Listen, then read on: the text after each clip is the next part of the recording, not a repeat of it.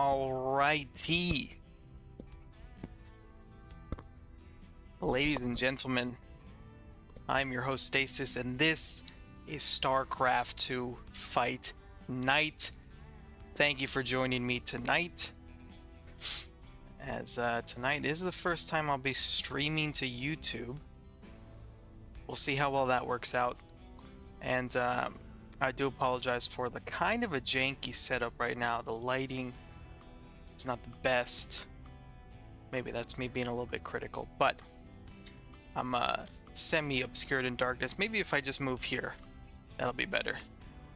In any case, tonight we have ourselves the Korean StarCraft League week number 32.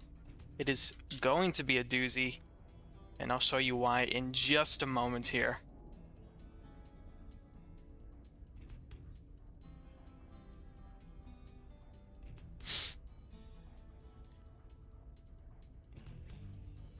I'll show you why in just a moment, he says, as he doesn't show you why. Right, the reason is because of this bracket. And it did just get updated, so I'm going to refresh it. We have the likes of Nightmare, Cure, Mio Micah, Estrella, Gumiho, Byun, Hero, and Dark, along with a couple of others who will be battling it out this week to be this week's Korean StarCraft League champion.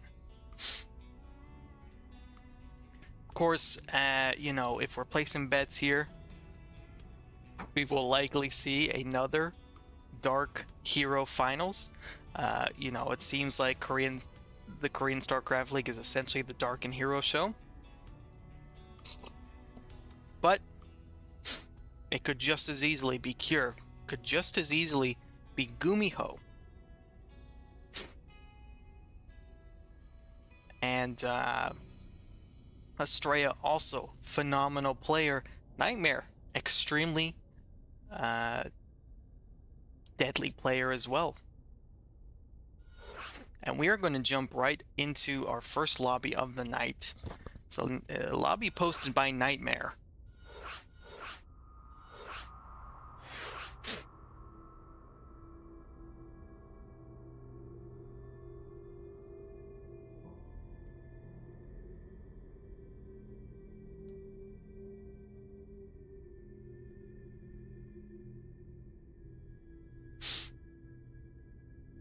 And it looks like it will be a Protoss versus Protoss match to start things off tonight.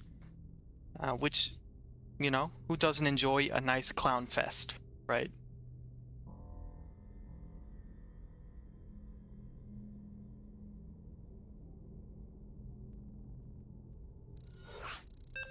So we are going to get started now into our first match of the evening. It is going to be a Protoss versus Protoss between Nightmare and Cyan.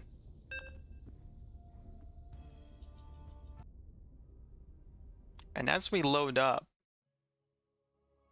let me not show you Discord, and let me instead show you the tail of the tape between these two players real quickly.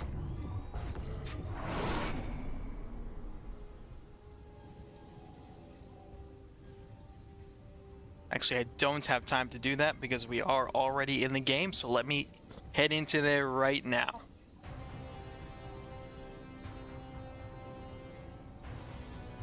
Ladies and gentlemen, I am your host Stasis, and this is StarCraft 2 Fight Night, presenting a best of 3 Protoss versus Protoss series from the Korean StarCraft League, week number 32. I apologize for that bit of a slip up there with the camera. Introducing first, fighting out of the blue corner, we have our first Protoss player of the evening. Ladies and gentlemen, it is Nightmare. And his opponent fighting out of the red corner, another Protoss opponent. It is Cyan.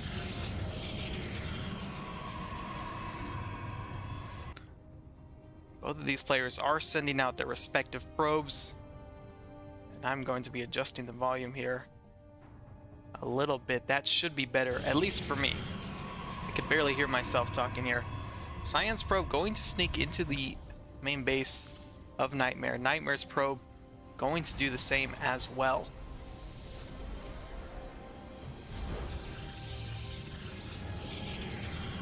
And so far par for the course for the matchup, essentially. Both of these players opening up two gates on the high ground as well as a cyber. Again, very standard play for both of these players.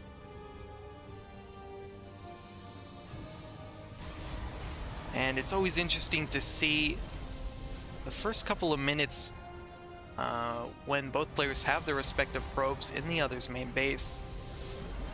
You know, the sort of sparring, the beginning parries and repartees, if that's a fencing term, between these two probes.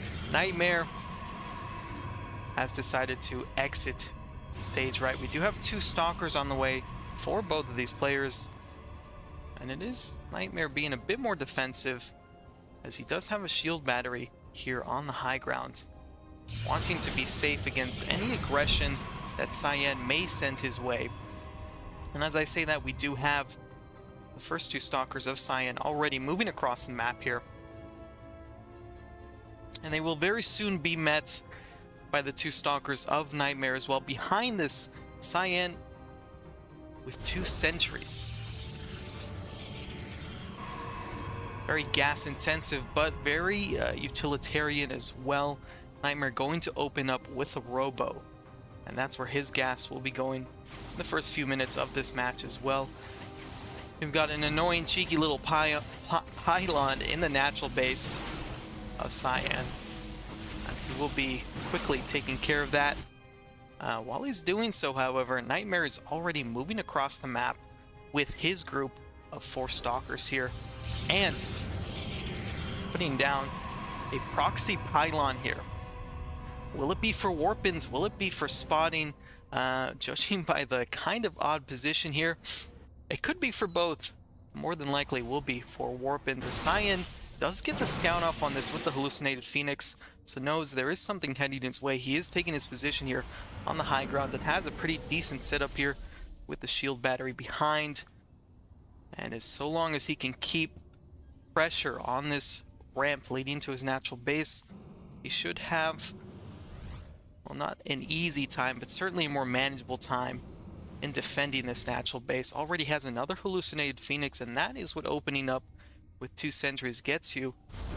And that is some easier scouting to begin with. Of course, these sentries, though, low on energy, so in an actual head-on fight, they may not be very useful here.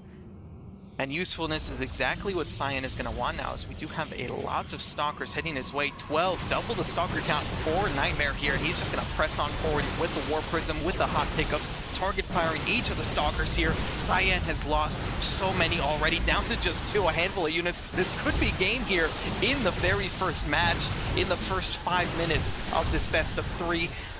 Again, the pickup control is there from Nightmare. Cyan is fighting his heart out, has not yet activated Overcharge. Does he have the energy for it, or has he already used it? Am I simply missing things as a caster here? There we go, there's the Overcharge. Not able to save one of the stalkers though, and the probes all have been pulled as well. Cyan retreating from his natural base. There is no mining going on here whatsoever, and Nightmare continues to lay on the damage, now working on that pylon in the front. These 3 shield batteries are all going to be deactivated, depowered, and now he has full and complete free reign of this natural base, continuing his march up this ramp, wanting to end things here with an exclamation point. And Cyan is trying his heart out there. The clutch force field on the ramp does delay things here, but what he needs is units, and he is severely lacking in those units. Nightmare is on 1 base. Cyan has been basically shut down to just 1 base as well. Will be losing one of his gateways as well. That is going to severely hurt the defense here, as he needs every bit of production he can get. But able to use that high ground position so far. It is only a matter of time though. Here we go, Nightmare finally has had enough. Will be pressing forward. The overcharge is there, but is it going to be enough? The blink is also there from Cyan. He's trying to use it as best as he can. Is it going to be enough, though, to prevent this Protoss onslaught? So that is just so many Stalkers, and there is the GG. Nightmare will take game number 1.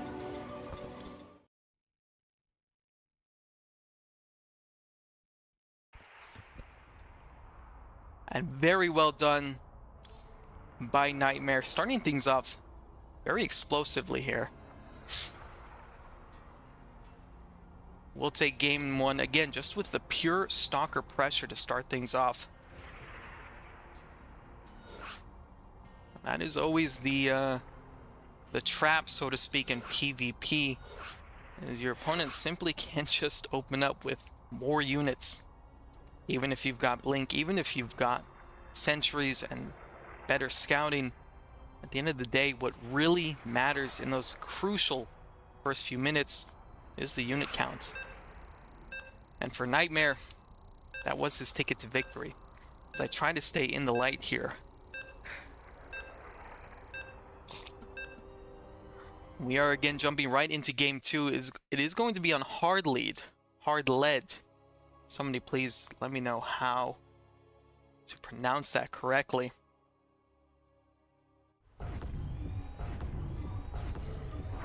Let me fix the versus screen as well.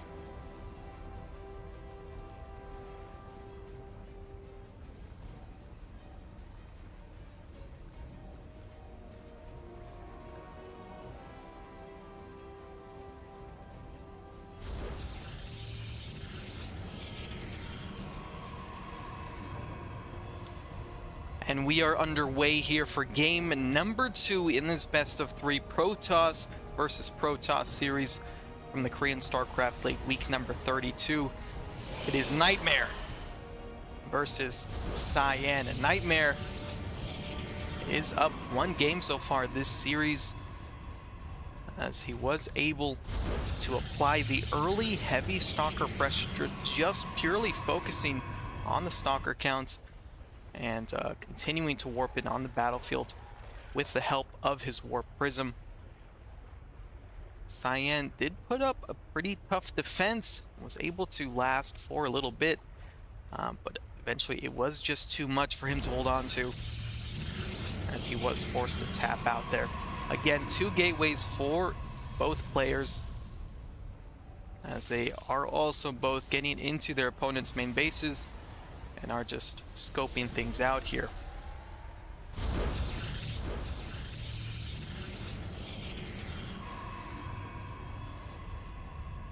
Cyber Core's also on the way.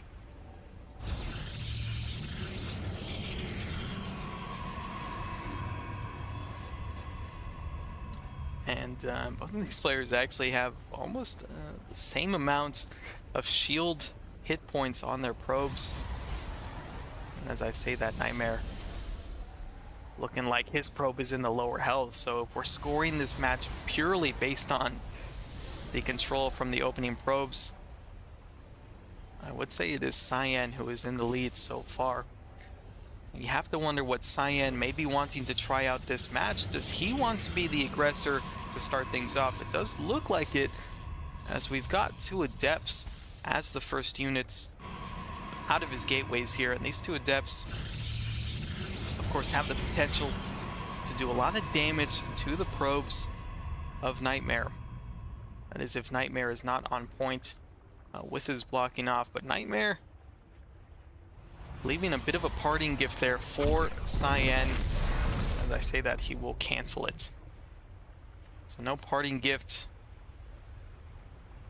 Did take it to the store and return it, hopefully for a full cash refund, but likely for store credit. This probe from Nightmare, we'll see these 2 Adepts moving out, and these 2 Adepts will see this probe that was lying in wait. Now Nightmare is already on the hunt here with his 2 Stalkers. Has to be careful, as we do have a probe from Cyan. This time it is he who will be placing down the pylon, the proxy pylon, close to Nightmare's base.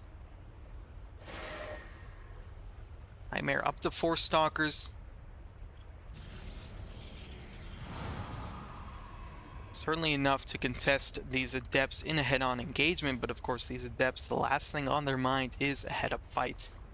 We do have 2 Stalkers behind the Adepts of Cyan. And he is working on Blink himself. It is actually pretty far along when you look at how far along Nightmare's Blink is. Again, he seems to be a bit more defensively focused, as we do have a shield battery being placed down in the natural base.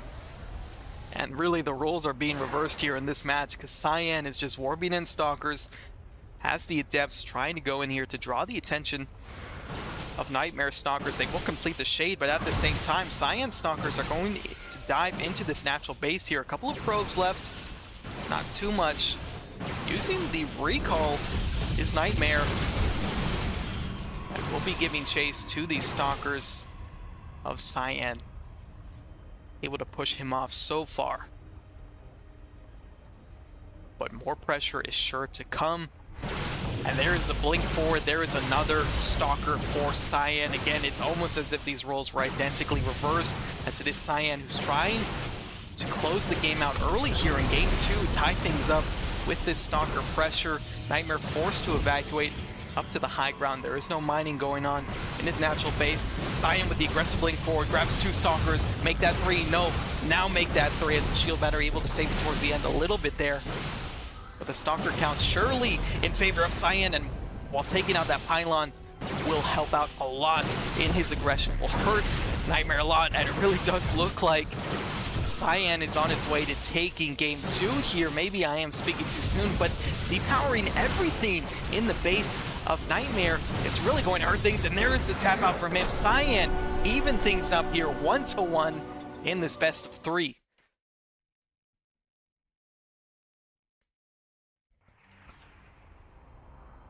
And there we have it. In the matter of a few minutes, we have a tied up series, Protoss versus Protoss. We're going to go into the 3rd and final ace match here.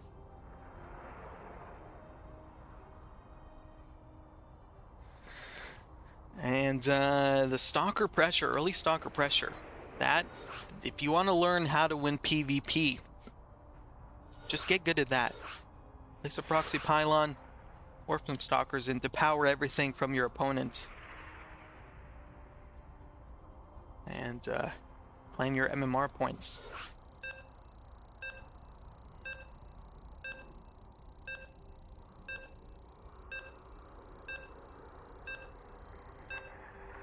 As we are loading in now to Golden Aura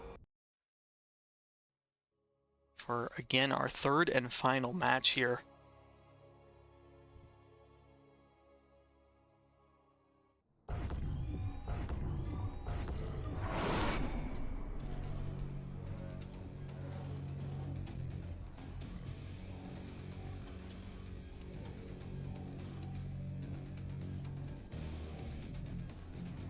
We are underway for our 3rd and final match, the tiebreaker game here between Nightmare and Cyan. Cyan this time taking a page right out of Nightmare's book from earlier in this series, and just showing up at Nightmare's front door with a bunch of Stalkers and powering absolutely everything.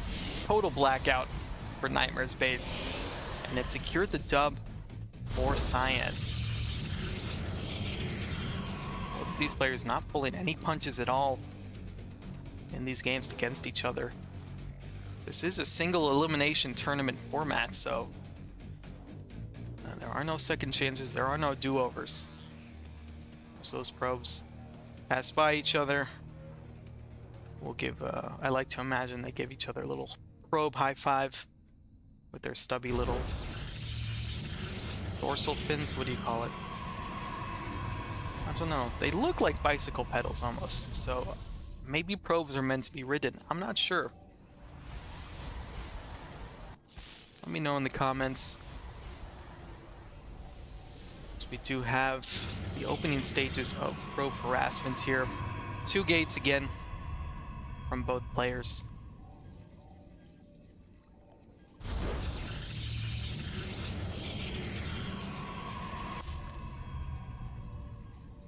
And you have to wonder if third time's going to be the charm. Who's going to be the first one to just say, screw it, I'm going Stalker all in here? You know, it really does feel like whoever expands first essentially loses. Unless, of course, your max pack's opening up with a Stargate here. And again, identical unit openings as well from both of these players. Stalker Sentry for both Cyan and Nightmare.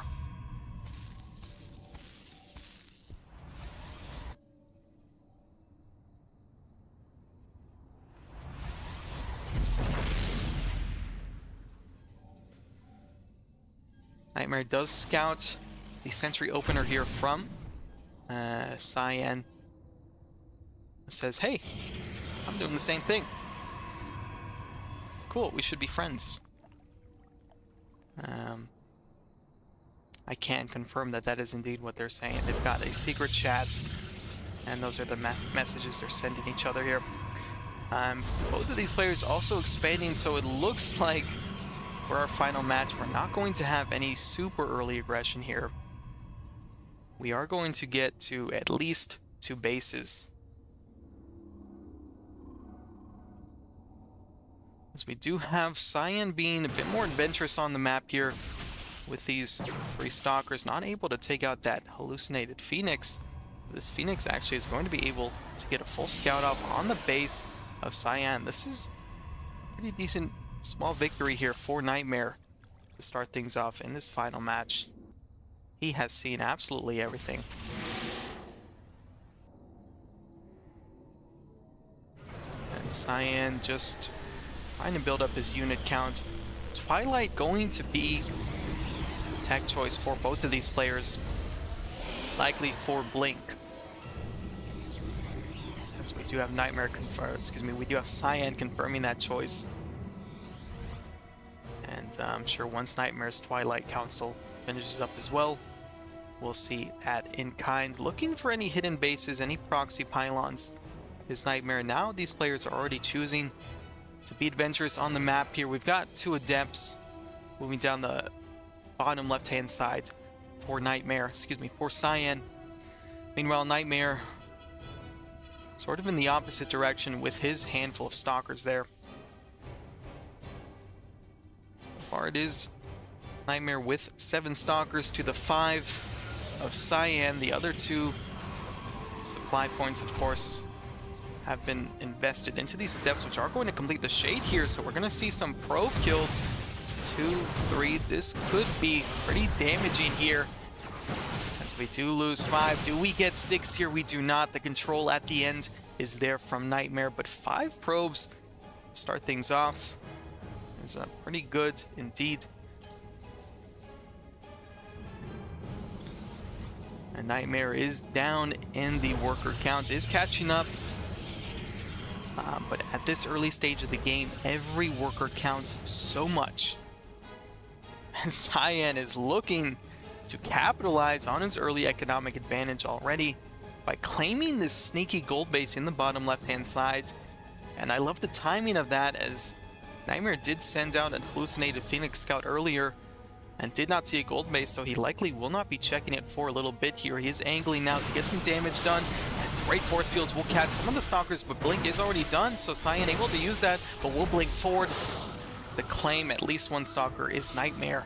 Back to the safety of the shield battery is Cyan. But this time, unlike the previous Stalker pressure that we've seen from both of these players, Nightmare is going to back off here. Doesn't feel super confident in taking that fight. We'll be sending this Stalker out to claim the Watchtower, and if he does that, he will more than likely see this gold base that Cyan has taken. There we go. There's the confirmation on the gold base. Cyan knows that Nightmare knows, so he's already moving down across the map to defend. This is where the potential for mind games, though, is there.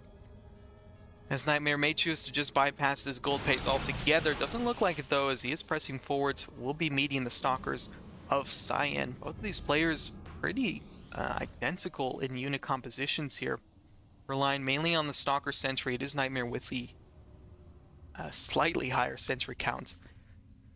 But those extra 1 or 2 force fields could really be all the difference in this fight. And we'll see how good the blink control from both of these players is as well. So we do already have some action. Nightmare trying to send these Adepts in to get some counter damage. Draw the attention away from Cyan.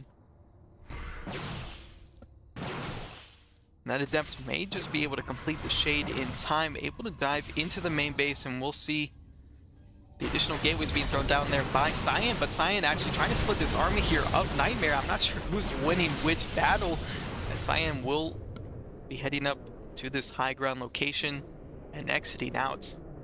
But in the process, leaving this gold base completely undefended.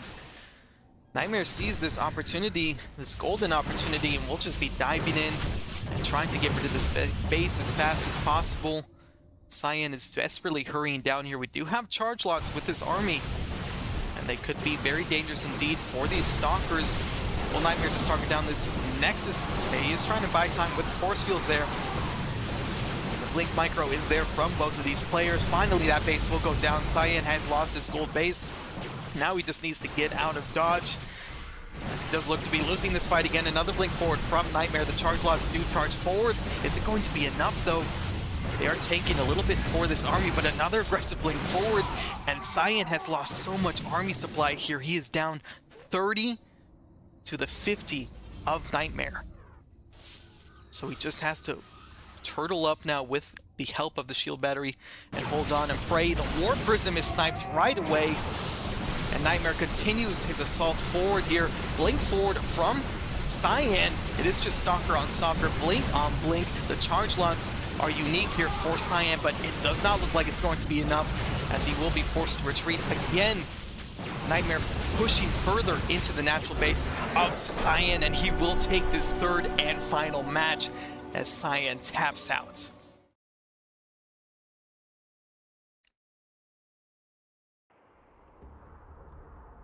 And there we have it. We have Nightmare advancing forward in this bracket, defeating Cyan in a very close PvP.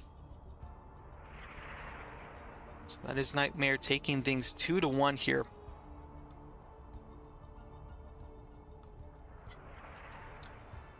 And we can see here by the bracket,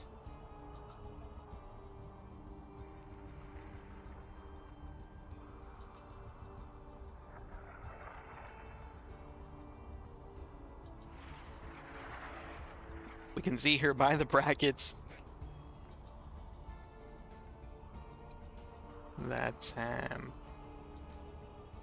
my internet is slow, but also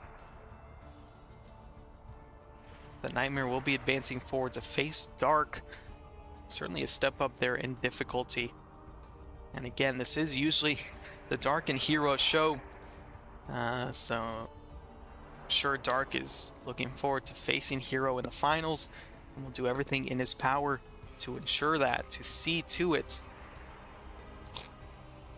And we will likely see Cyan doing everything in his power to get the upset.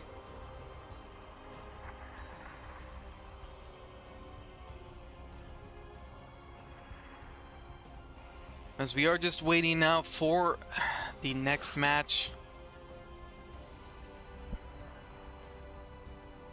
Let's see what we can get into here.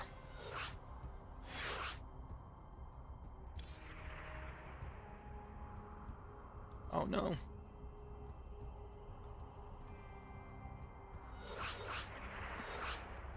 Thank God I was able to get it. Okay. It does look like Gumiho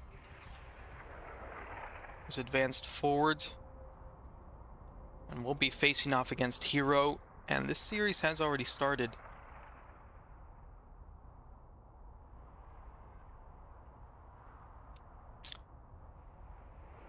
So let me actually refresh this page here so we can get an updated bracket. Okay, has not been updated here, but my sources do tell me that Gumiho so far is leading 1-0 in this series. Again, a best of 3. Terran versus Protoss, where Game 2 will be taking place here on Hecate LE. Hecate. Hesate. This newest map pool, for the life of me, I can't figure out the pronunciations for these maps. If anybody knows, please do tell me down in the comments below.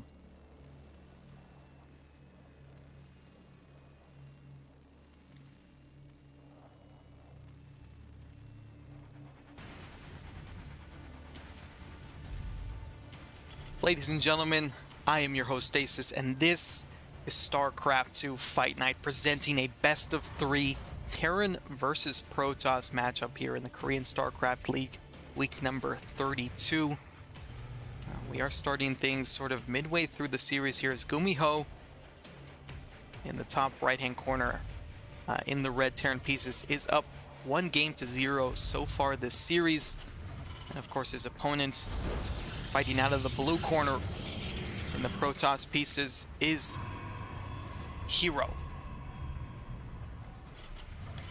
And Hero, of course, always one to try to be as annoying as possible with his opening probe here in the main base of his Terran opponents, of his Zerg opponents, really anybody. You get a probe, you get a probe, you get a probe. That is Hero's motto. So far, relatively standard play from both of these players. Gumiho is up to 2 gases already. Hero staying on 1 gas. He's now getting his Cyber Core as well.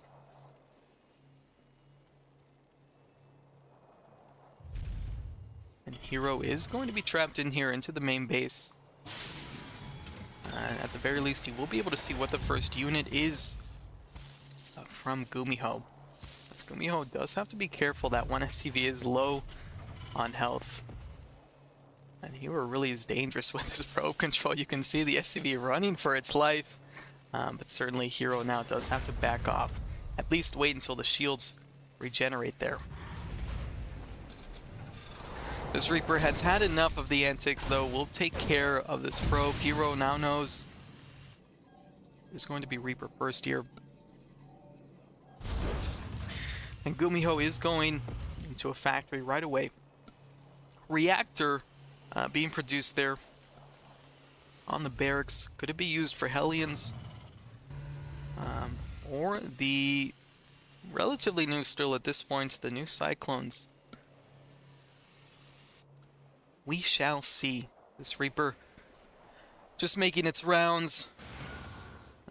Making sure there's nothing sneaky from Hero. He's the first adept here. And Hero does want the smoke. Trying to angle for that Reaper. But the control is there from Gumiho. Being joined by Hellion. We do have a second Protoss unit on the field. It is in fact an adept. And surely these 2 adepts do beat the Reaper and Hellion. Now going to be shading in. Or not, rather. Maybe wanting to go for that SCV building that command center, or instead wanting to go for some Terran units here. The splits are there from Gumiho. As I say that, he loses every single Reaper there. Does get a scout off as well as Hero. Will lose this adept. But the trade, I think, relatively well worth it. Obviously, Hero has lost more in minerals there. But 3 Reapers, those are 3 Reapers that, 3 Reapers less that Gumiho has to poke in and be annoying with. Although he can still get a lot done with these Hellions. They can't one-shot probes, but they are already getting a scout at the main base of Hero. And Hero, with the help of some probes and an Oracle, will take care of those Hellions. Gumiho, though, now knows that Hero has opened up Stargate. Also has a second Oracle on the way as well. 2 more gateways being thrown down here for Hero. As we still have the adepts on the map here on the field, trying to establish the map control. Gumiho already sending a medevac to the other side. Sort of at a bad time though, because Hero's going to dive right into this natural base. Widowmine does go off, gets an adept, but these SCVs are just at the pure mercy of these adepts and oracles though. Cyclone does come out. Cyclone does not get taken out. Finally will, even with the repair there. A couple of SCVs have already been lost At the same time, this drop from Gumiho is into the natural base up Hero. Hero, though, has pulled probes, so won't be losing any workers. That is the big difference here. Loses his Oracle, though. I'm not sure who lost more in that engagement.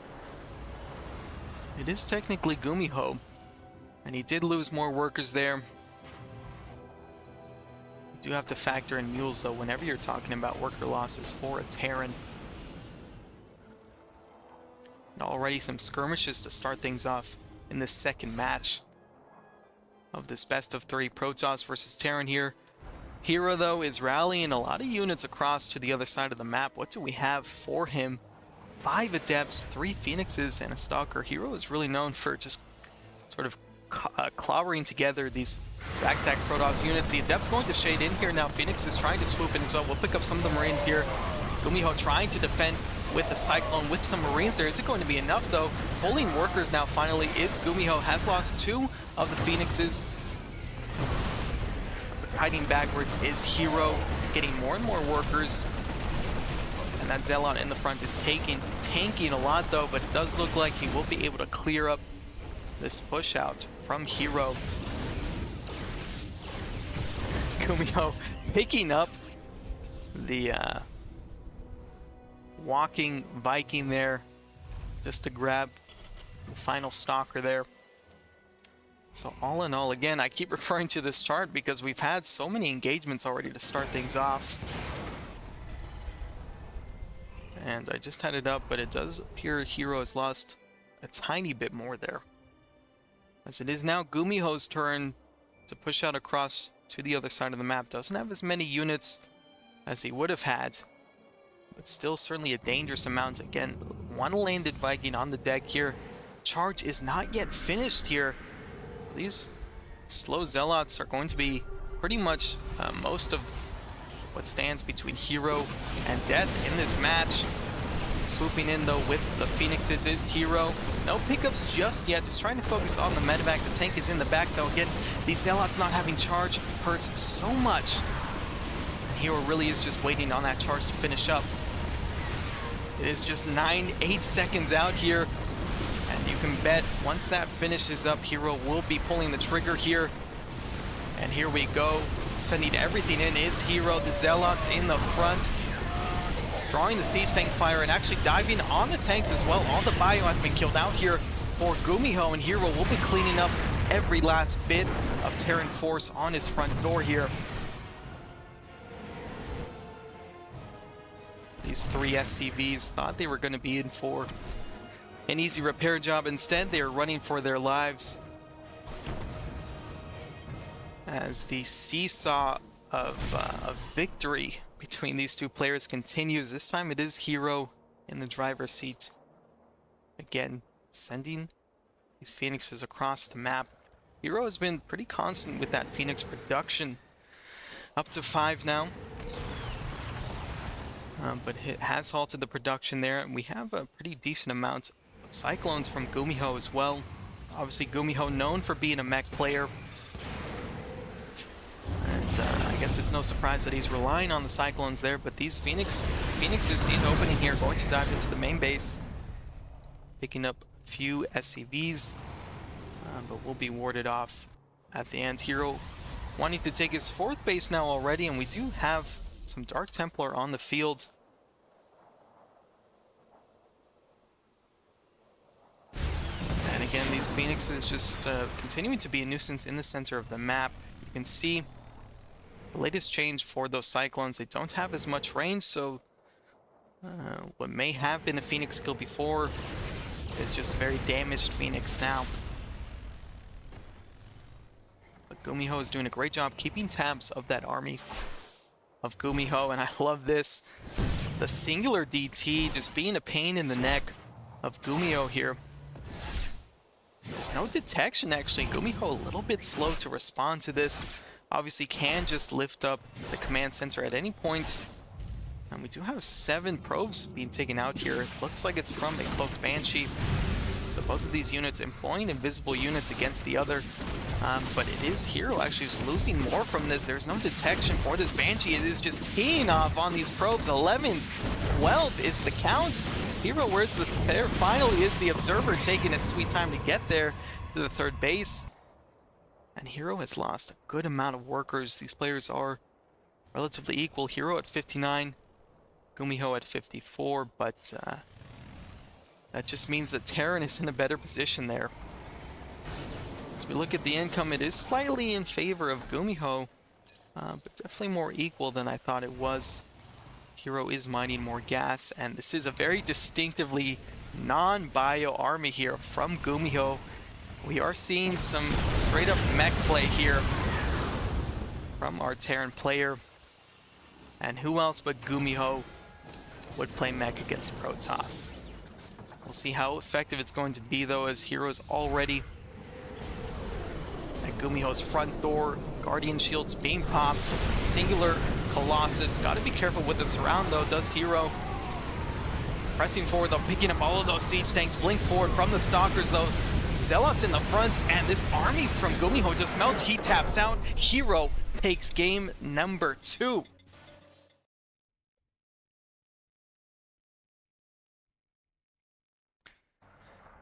And we do have now both of these players tied up 1-1 in this best of 3.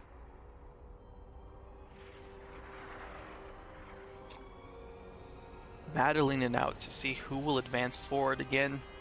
Single elimination tournament here in the Korean StarCraft League.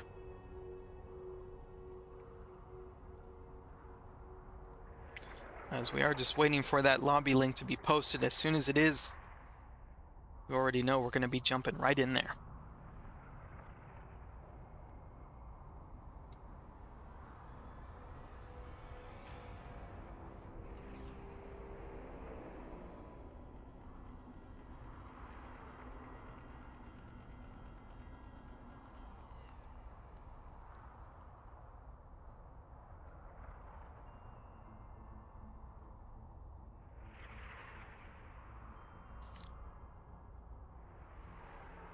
There we go.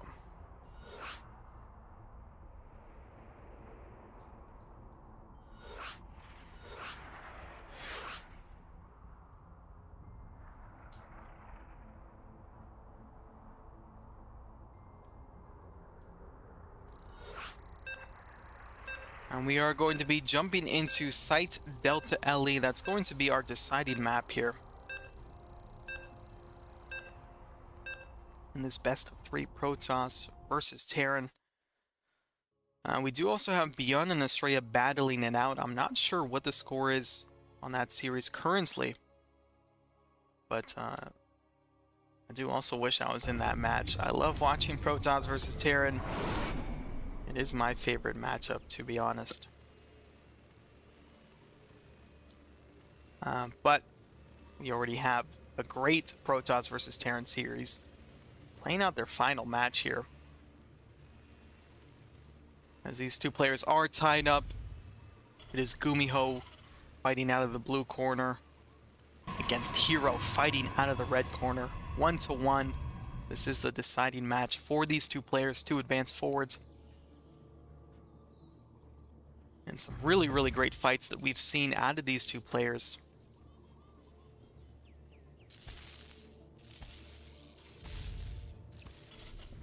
As the Probe versus SCV eternal struggle is put on full display here.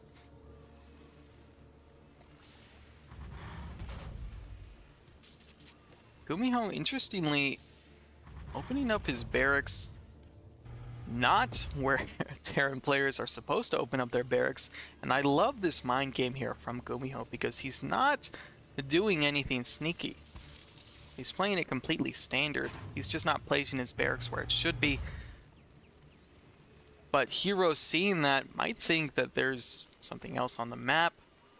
Certainly is finding it strange at the very least.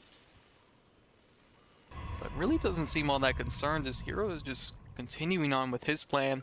And that plan involves a proxy pylon and likely some early aggression. We'd love to see that. Almost losing the SCV though is Gumiho blocking off the probe there. Brilliant positioning there from Gumiho.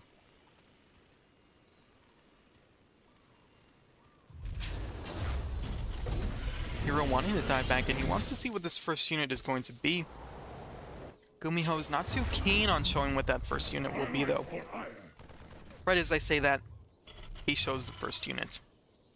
So Marine first, and it is going to be a proxy Stargate here from Hero. Likely going to see some Oracles just trying to dive right into the main mineral line of Gumiho. We do have a Zealot on the way across the map as well. Gumiho behind this, working on his second command center factory, and another racks as well. And Gumiho, another pylon in the natural location of Gumiho, right in his face here. So wanting to definitely lay on the early aggression here. Stargate has just finished up. This Reaper going to catch the probe and then trying to dive in here. So Gumiho with this Reaper, we'll see that there is some tech missing from the main base of Hero. Meeting the Stalker is Gumiho, but on the other side of the map we have another Stalker and a Zealot, and now Gumiho knows exactly what is happening here. He's building a bunker. Bunker is delayed again, almost losing the Marine though. That bunker will soon go up, not before losing another SCB though. It's already a decent amount of damage that Hero is doing just with these two units. Cyclone does come out, and it is going to be a proxy Void Ray here from Hero. He has been using this lately against Terrans, and I do love to see it now. Bringing back an old school cheese here. With the shield batteries on the low ground, Hero does not care that shield batteries start with less energy when they're outside of Nexus range. Energy is energy, and shields are shields to Protoss players, and Hero has already done so much with these opening units. Gumiho is supply blocked, has lost some supply depots, some Marines, and some SCVs. So again, just continuing the pressure with these two Stalkers. These Void Rays going to try to sneak around into the main mineral line. And those are a lot of bruised SCVs as well. These Void Rays might just have a field day with the SCV kills.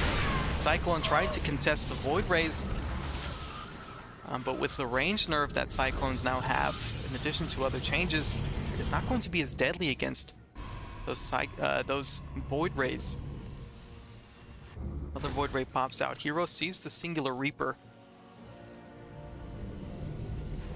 So Gumiho just wanting to get some more scouting off into the main base of Hero, wanting to get Hero to focus on anything other than pressuring Gumiho's main base. Gumiho is all buttoned up, and Hero has a chance to deny stim here. Does deny stim, and right away we'll just be backing out there.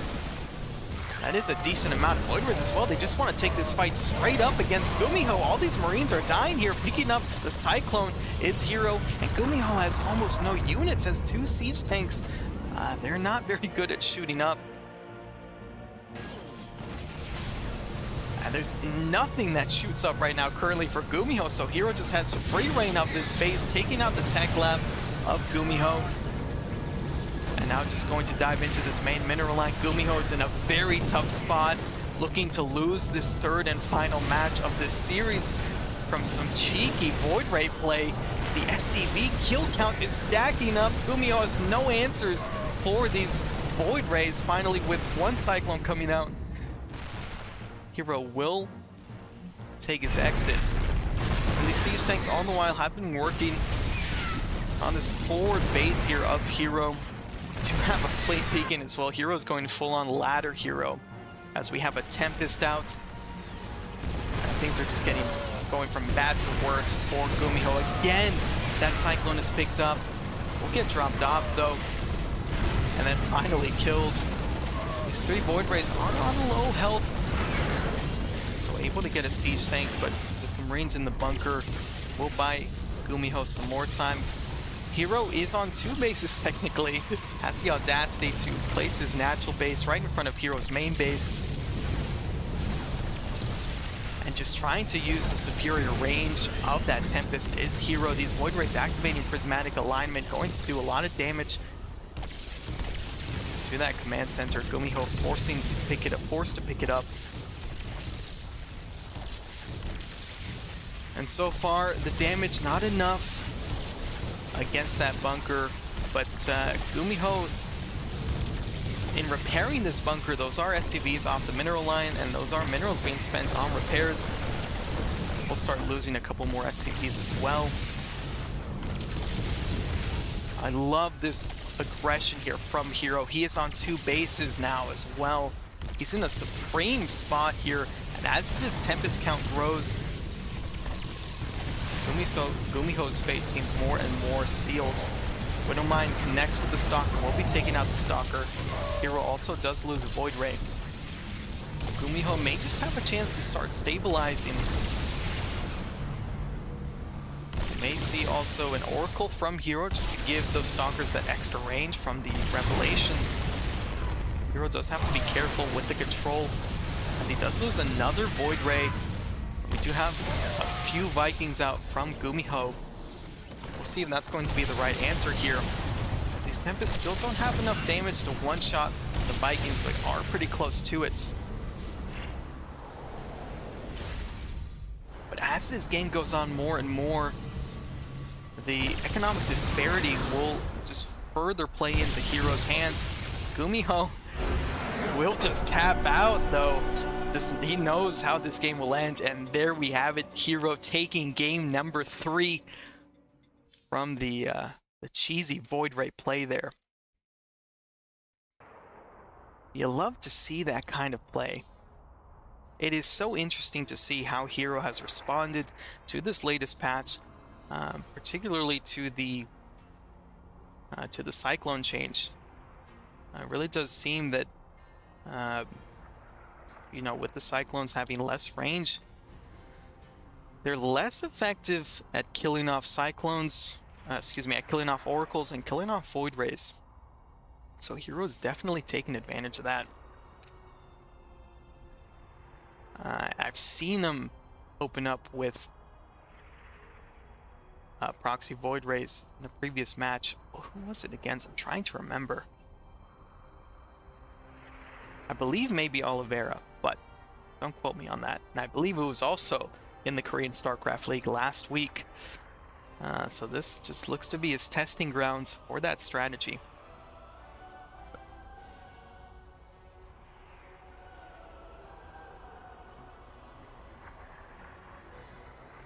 As we are just now waiting on the next match here.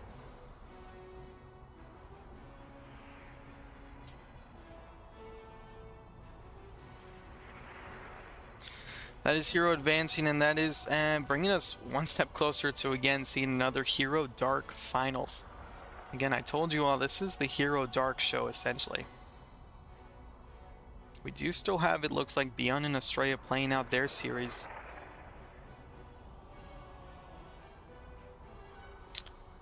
And Oliveira and Mio Micah also still playing out their series. Cure and Hyperion still playing out their series as well.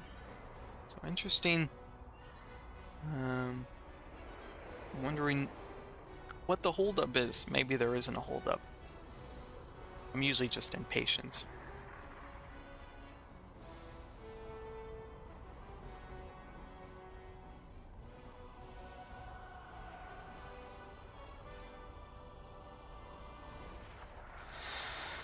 As we do have the bracket there in its current state.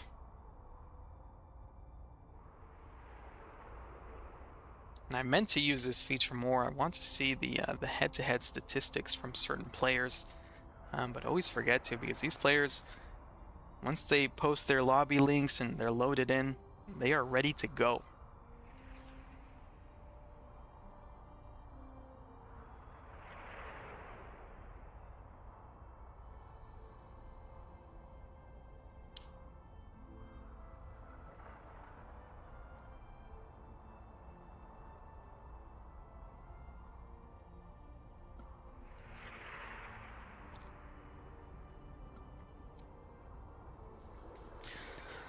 And again, we will just be sitting tight until the next match is ready to start.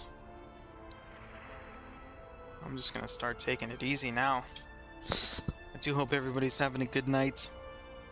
And if you're choosing to spend it watching StarCraft 2 Fight Night with your host Stasis.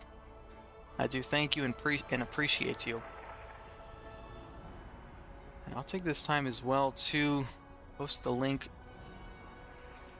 to the Patreon for the Korean StarCraft League.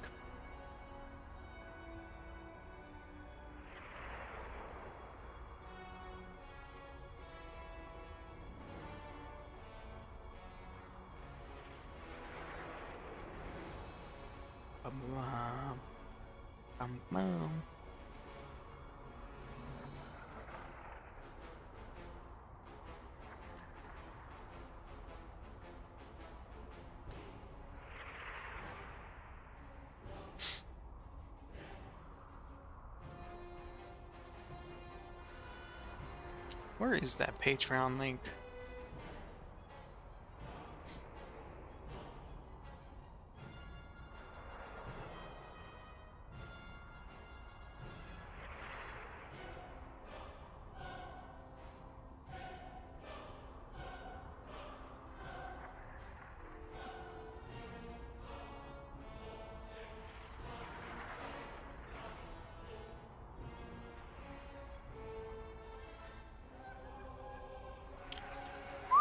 I gotta look hella deep for this. Alrighty, well, we've got BM posting his lobby link. I believe he's still in his match against Estrella.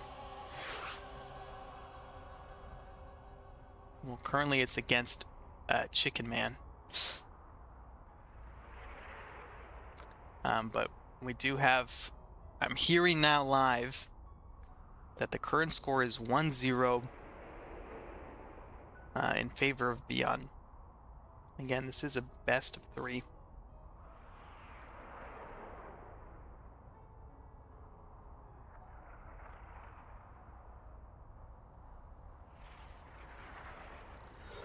I do also have confirmation that Dark has defeated Nightmare 2-0.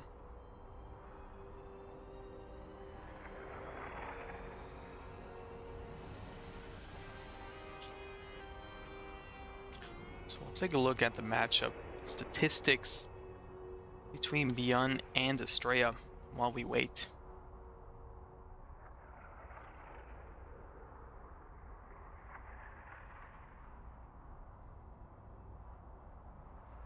Look at the tail of the tape, as it were.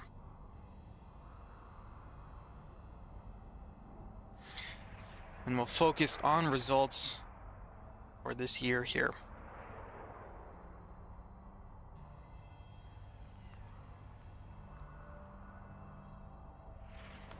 As looks like it is very much Beyond favored. He has won 9 series this year against Estrella, only losing 1 series. And in games count, that is 24 wins to 9 losses. So a 90% win rate series-wise and a 72% win rate in individual games. So very much Beyond favored. And Estrella is down currently 1-0. So will it be Beyond taking another series, or will it be Estrella able to pull off the reverse sweep here? We'll see now, as Hecate is going to be our second match here, our second map, excuse me, in this best of 3. Protoss versus Terran. Ladies and gentlemen, I'm your host Stasis, and this is StarCraft 2 Fight Night.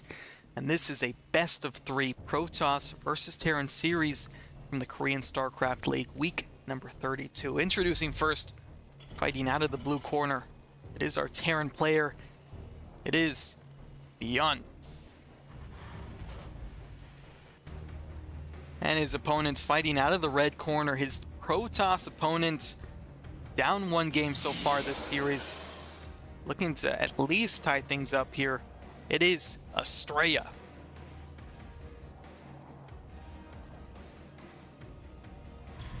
Estrella opening things up with a low ground gateway against Beyond. Beyond just with a simple, humble little barracks there. And And an interesting little scouting pattern from Estrella. I do like it though. Does not want to be losing his decider match here from any sort of sneaky, cheesy play that could have easily been avoided if he had just done his due diligence here. eBay block from Beyond, and is going to get a decent amount of health done there before the probes are able to say anything about it. 3 probes going to be pulled here to try to fight it off. And it does look like Beyond has gotten the message now. Will be making his exit. And that is Estrella just working on that eBay as fast as he can, as he would like to get his own expansion down. Beyond is already morphing his main base into an orbital command. And we'll get the cancel off on that eBay. There goes the Nexus as well. And this SCV from Beyond still not done with its work. Going to continue to scout around here. See if there's any spotter pylons, or maybe place down a structure of his own. We'll see here. I'm always very interested to see when workers are in places that they shouldn't be. What is it going to be, Beyond? Is it going to be a starport? Is it going to be a starport? Are we just waiting for the gas here? It looks like indeed we are. That is a starport from Beyond in a very sneaky location here. Estrella, likely right now he's got no idea of it. Maybe this Adept though will give him a heads up. Beyond is able to keep it out, and Estrella is kept out of the base here. So sees the factory, sees a reactor on it. Did he catch those 2 units coming out? I don't think so. So doesn't even know what is coming out of this factory. So Estrella a bit uneasy, going to start applying some of his own pressure here with these 2 Adepts. Also placing down a proxy pylon as well. These 2 Adepts are going to grab a Marine. The supply depot is down. But Estrella doesn't want to go into the main base. Instead he wants to take this fight against these Hellions here. Excuse me. Estrella is able to shave down the Hellion count. Not able to get the SCV working on that natural base though. And that Adept also is taken out. We still have this proxy pylon location here that Estrella is going to continue to use. And we have Beyond, finally this starport. We see what it was all about. It was to get a medevac to ferry these 3 Hellions into the main base. Beyond just going to dive right in. Only a singular Stalker to contest this. We do have a shield battery, but these 3 Hellions still enough to one-shot probes. See what the answer is going to be from Estrella. Beyond though, things are starting to heat up, so he's just going to be moving out here. And the reason why is because on the other side of the map, Estrella is setting up his own pressure against Beyond with these triple Stalkers. I apologize for not catching that.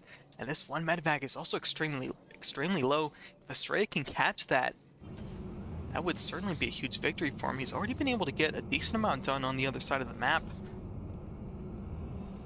It is Beyond losing slightly more here. Beyond has to be so careful with this medevac here. It is literally on 1 HP, maybe 2 HP. I think Stalkers do 13 damage. Somebody correct me if I'm wrong here. Estrella does see that starport. Going to be dishing out some damage on it. Beyond moving out with these couple of Cyclones. Estrella though using the superior range of the Stalkers. Just content sitting himself in front of the natural base of Beyond. Estrella, I like that he's still keeping tabs on this medevac. Beyond just gonna make a dive for it. Thinks better of it though. Again, that medevac is in a super dicey position, and it's situations like this where Terrans wish they had recall. They can never be as cool as Protosses though with recall. As Estrella is mirroring Beyond, who is sending out a double Cyclone move out.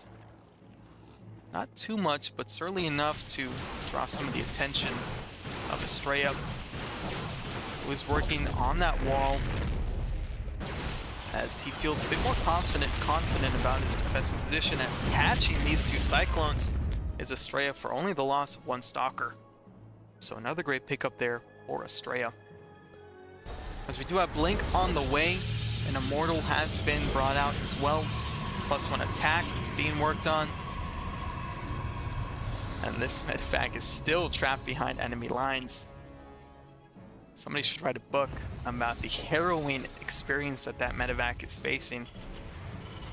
And that is a full and complete scout of the main base of Beyond as well from Estrella there.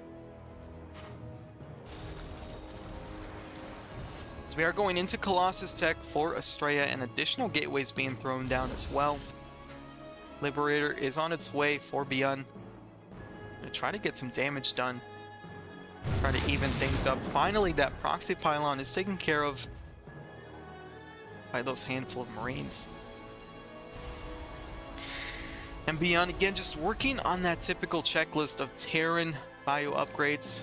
+1 attack, combat shield, and stim is being worked on. Not going to be done in time for this push out, but Beyond doesn't seem to be carrying all that much.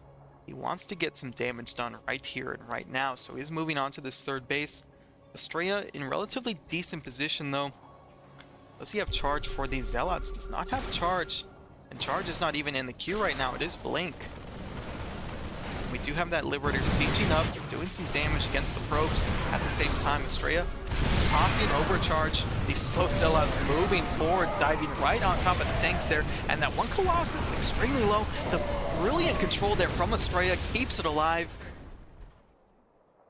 And is able to keep it alive, keep the Marines at bay more importantly. So brilliant control there from Estrella. This one medevac, boy, these 3 Hellions would have been great for Beyond. As it is now, this medevac with these 3 Hellions have been tied up for several minutes now. Beyond wants to send a sort of rescue mission here, try to divert the attention away from Estrella with this double medevac drop. Going to dive right into the main base. We do have Marauders with this force now. Warp in there from Estrella is denied by killing off that pylon, so forcing the probes to pull away is Estrella. Finally sending his units into the main base, but this is exactly what Beyond needed. As long as he doesn't lose any medevacs. Beyond looking like he wanted to push in as well on the third base. Finally, though, sacrificing that medevac. So those Hellions actually weren't able to get a lot done. But 10 probes have fallen for Estrella. As Beyond sees another spotter pylon, Estrella likes his spotter pylons here. He's got several peppered across the map. And he does have a large force moving right for the heart of Beyond. Beyond is out of position. I take that back. Beyond has a decent defensive position, but Estrella's just going to blink right in here. Takes out one take, takes out the second take. These charge lots streaming forward. Colossus right in the back here. Boys being pulled. Is it going to be enough? This is for Estrella's series light against Beyond. Second Colossus joins the fray here. Estrella is desperately trying to tie things up here. So many SCVs have fallen, and Estrella takes game number 2.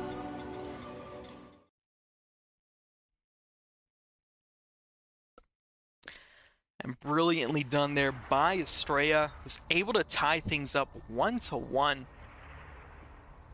Just consolidating his forces and diving right into the natural base of Beyond, punching Beyond right in the nose. A brilliant play there by Estrella. Estrella always plays extremely well. I was a bit dismayed when I saw those statistics. And I'll pull them up again as well. You can see here in the head-to-head, Beyond again is favored against Estrella, but I feel like these statistics don't tell the full story of just how close Estrella's matches often are, especially against opponents that on paper are much better than him, quote-unquote, are higher ranked than him. Estrella certainly doesn't play like he knows that. He plays like he's trying to change that fact. And that's what makes him one of my favorite players to watch. Of course, also there's the fact that, like me, he's American. And, you know, StarCraft has great Koreans, great Europeans. I want to see some American representation. We have yes, we've got Scarlet, we've got Special. We had Neeb, and now we have Estrella. So again, Estrella tying things up 1-1.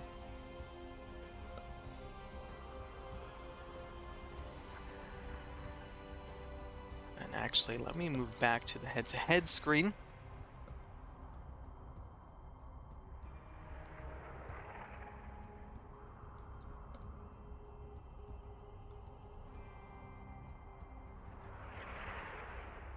Oh, I am so sorry. That is Estrella winning 2-0. I got the score wrong. I'm pointing the finger at somebody else. I saw it in the chat. Somebody posted it in the chat, the score. Maybe I misread it, but it is actually Estrella beating Beyond.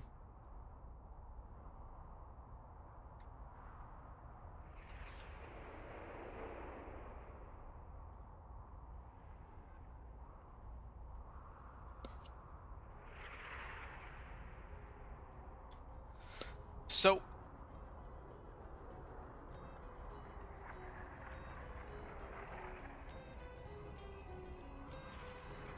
let me get this bracket rocking and rolling.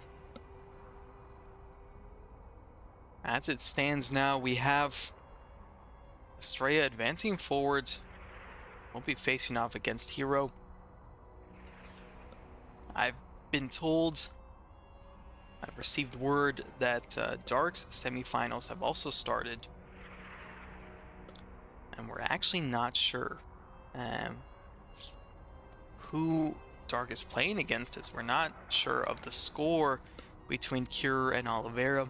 I'm not sure if they're still playing, or if there is already a winner there. No, actually we do know, sorry. I just said Dark's semis have already started. We don't know who Dark is playing against. So we will be seeing another Protoss versus Protoss semifinals.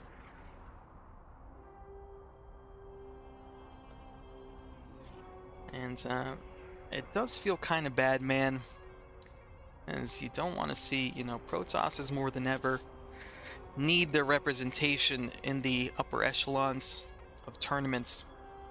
So you hate to see brother versus brother, but in some instances it does need to be done.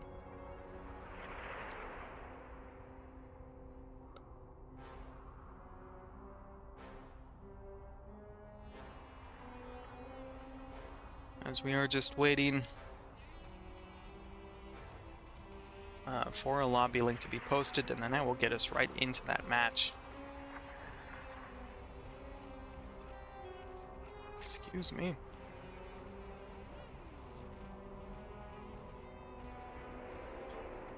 And in fact, let me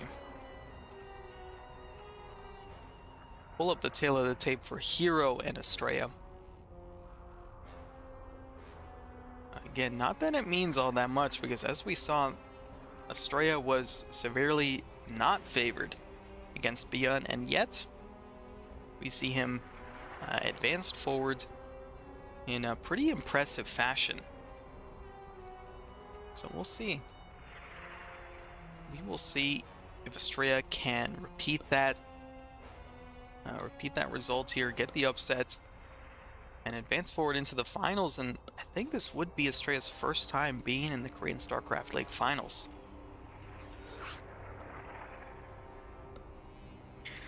As we can see here, Hero very much favored against Estrella. This year in series, Hero has won every single series against Estrella, and has only dropped one game against Estrella. So definitely, I call that a pretty,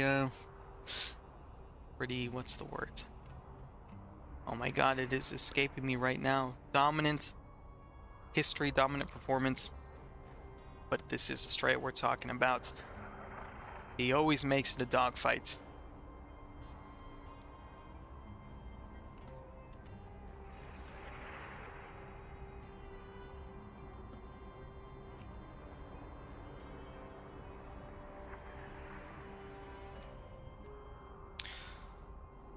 Solaris going to be our first map in this best of 3, Protoss versus Protoss. Again, you hate to see it, brother versus brother, but it is going to be a mirror matchup to decide which of these two players will advance forward into the finals. We have our game starting as well. We'll be jumping in there very soon.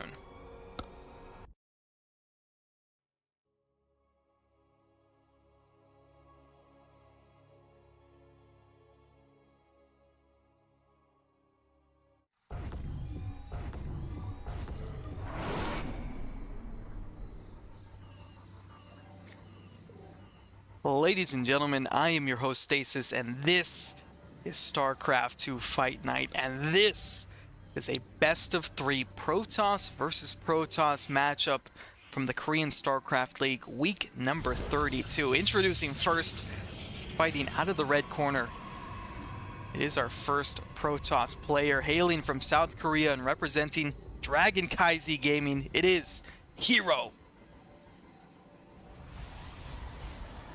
And his opponents fighting out of the blue corner, our other Protoss player here tonight, hailing from the United States of America. It is Estrella. Estrella, by the way, also playing for Macherino Esports. And this is a mirror matchup, Protoss versus Protoss, brother against brother here to decide which of these two players will be advancing forward to face off in the finals.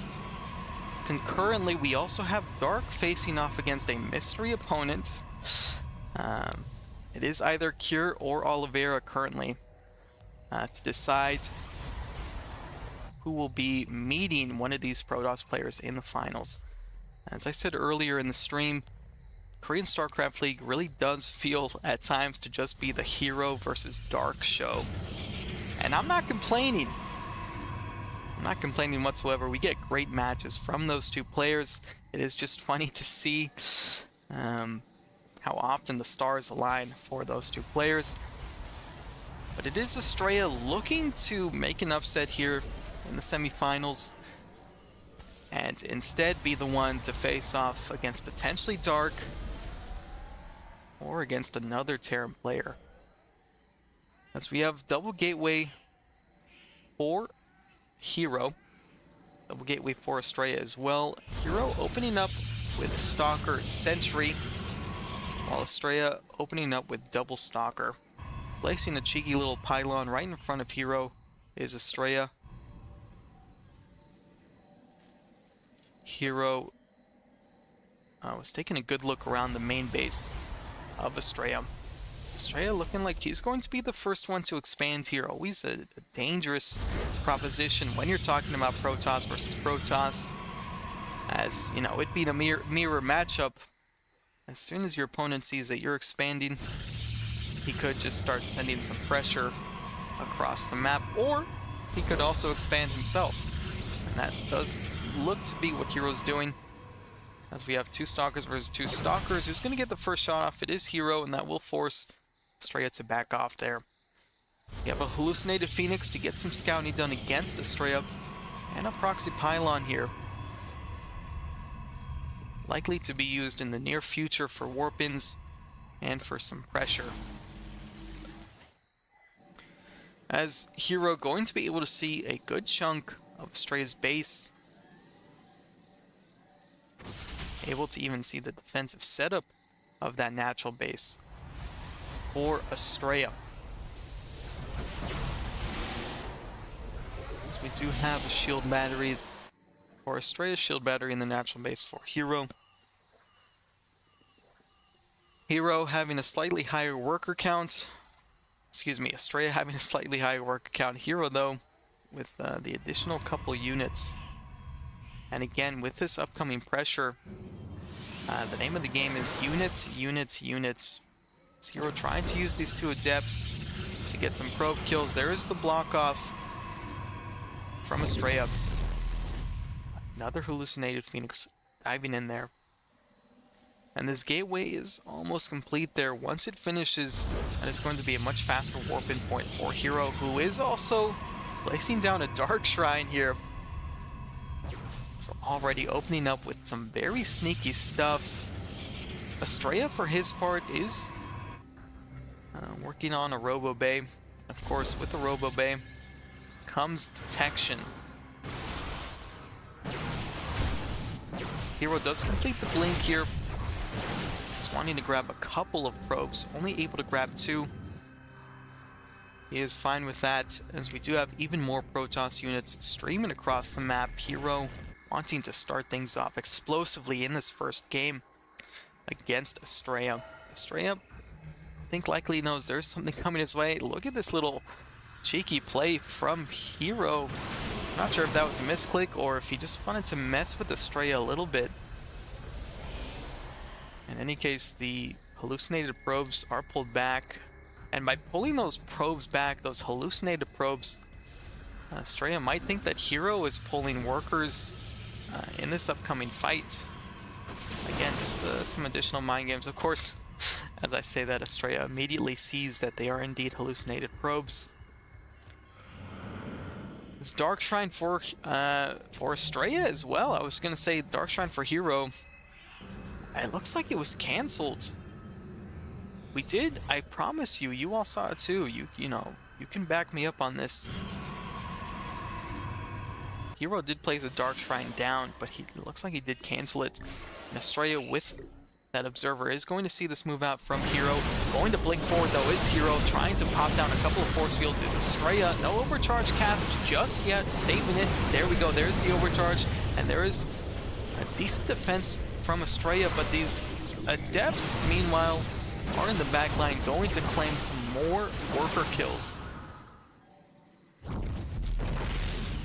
But Estrella can breathe easy for the moment, as Hero is completely backed off here. At just the perfect moment too, because Estrella now is warping in a couple of Dark Templar. Do we have any detection from Hero? We have absolutely no units that can detect. Does Hero even see these Dark Templar? Estrella's sort of hemming and hawing here. We're going to send one DT into the main base, one DT into the natural at the same time. Is advancing forward with his main army. Again, Hero has no detection here. Isn't even working.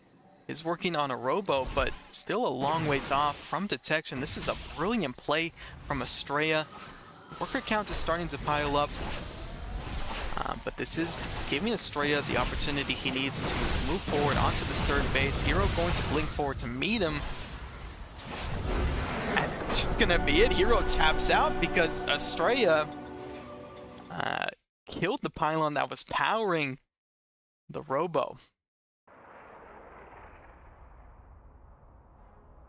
Sorry about that. As I was saying, Estrella killed the just as the robo finished warping in there for Hero. Estrella sniped it down with those two very Dark Templar.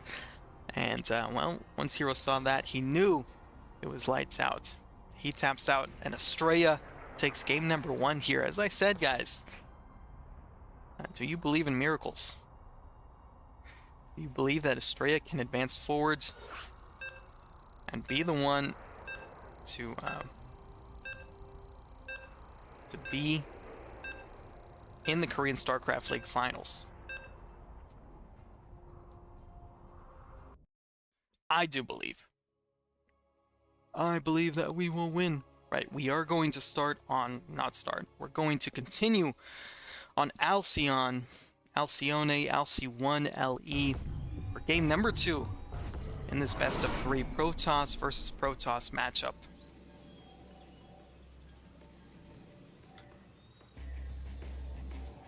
And we are underway here for game number 2 in this best of 3 Protoss versus Protoss series in the Korean StarCraft League week number 32. We have Hero facing off against Estrella. Estrella leading 1-0. The result of a very brilliant DT timing that just caught Hero completely off guard. It wasn't that the DTs did tremendous economic damage. It was that they were able to snipe down the singular pylon that was powering the robo that Hero was waiting on. And of course, once that happened, there was no hope at detection, and there was no hope at winning the game, at least in Hero's eyes. So he did tap out, and we find ourselves on Alcyon. Match point for Estrella. Again, best of 3 games until we get to the finals, which are best of 5. So every game really does count here. And Estrella would surely like to be the one to face off. Don't quote me on this, but maybe his first Korean StarCraft League finals. I could be wrong. I could indeed be wrong. Please correct me if I am. As we have this sneaky little movement from the probe of Hero. Likely going to place down a pylon.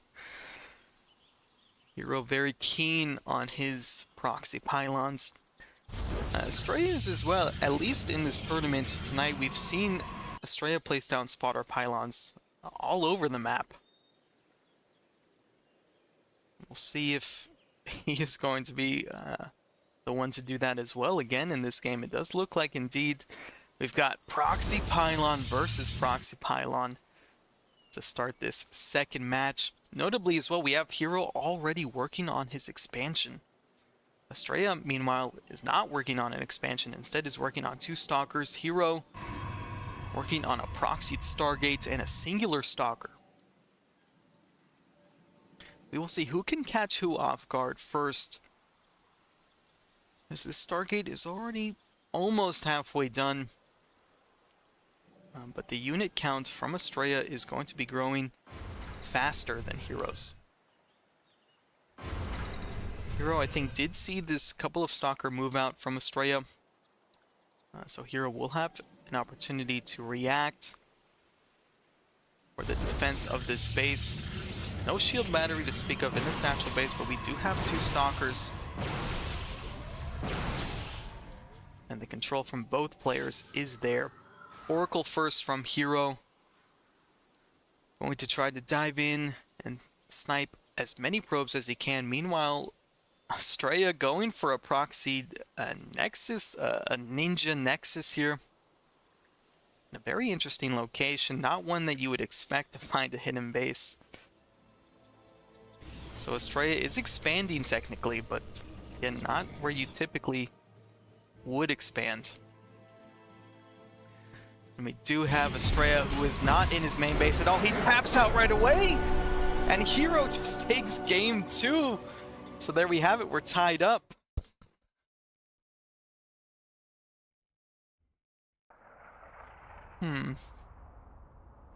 Okay then.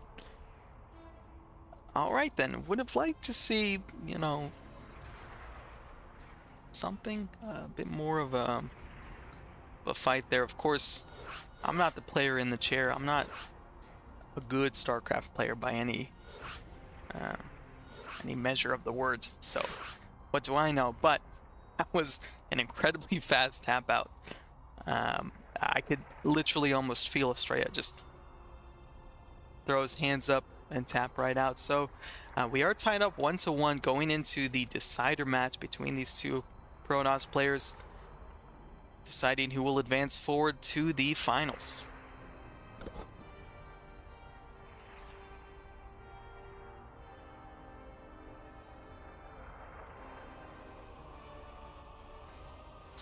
And it does look like this decider match will be played on Hecate LE. I am excited. My heart is beating a little bit, guys. I'm not going to lie to you. I really would like to see Estrella in the Korean StarCraft League finals, but of course, he's facing off against Hero. Hero. Imagine for a second you find yourself facing off against Hero in a StarCraft match. I feel like I could face off against Hero in a game of solitaire and still lose. How? Don't ask me. I don't know. I barely know how to play this game, as we are already loaded in to game number 3 of this best of 3 Protoss versus Protoss series, the decider match between these two Protoss players. See who will advance forward to the finals. As the previous match, we saw a very quick tap out from Estrella. He just was out of position at the exact wrong moment for Hero's Oracle. And Estrella just tapped out.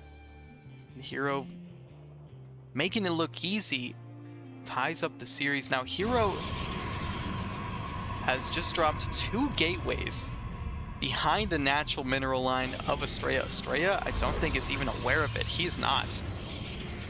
So he sees this probe come in. Estrella just thinks that this is a normal scouting probe. Of course, now that Estrella's probe is in the main base of Hero, I'm so sorry, I had that reversed the entire time. It is Estrella who has 2 gateways behind the natural mineral line of Hero. Hero has scouted that though. And we have Hero placing down a Cyber. Estrella with a little pylon in the main base of Hero. So gonna start off very aggressively, very cheekily here is Estrella with double Zealot.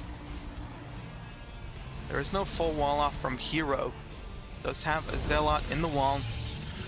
Another pylon from Estrella as well.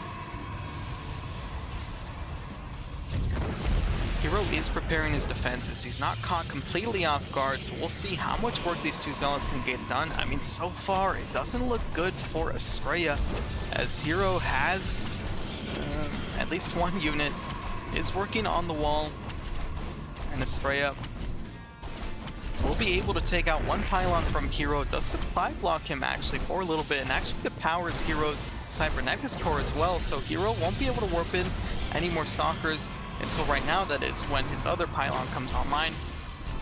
And Estrella trying his best with these 2 Zealots, trying to get maybe some worker kills for his troubles. But the control is there from Hero, and already things not looking very good for Estrella, as he has lost a significant amount of resources relative to Hero, slightly more than double.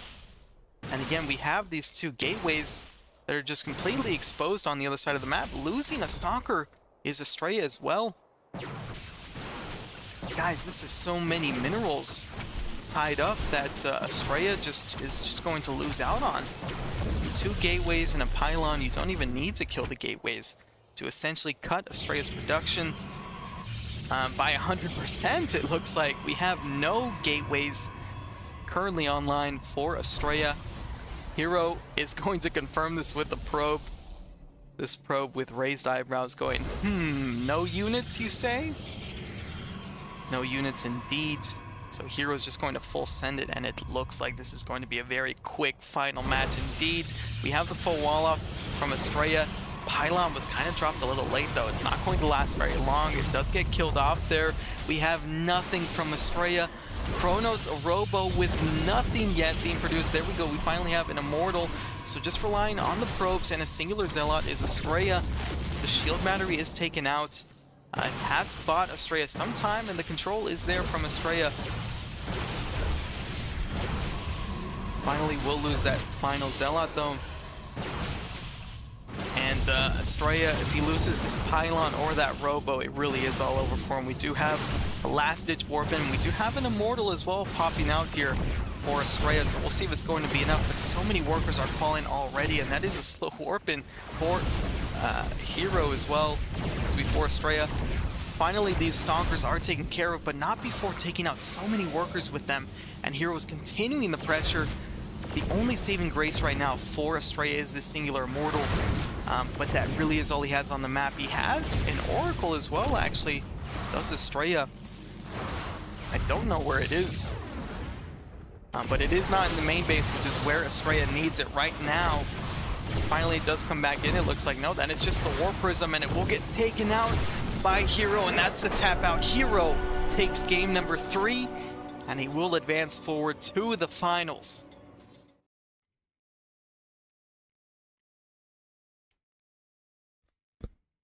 Unlucky there for Estrella. Well, perhaps not unlucky, but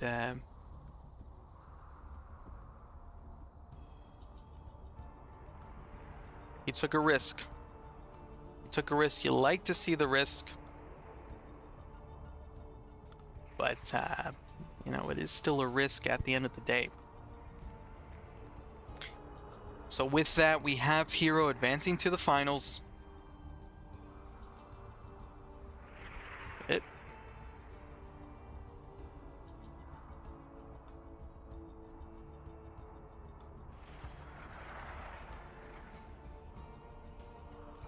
Let me show you all the bracket now as it stands.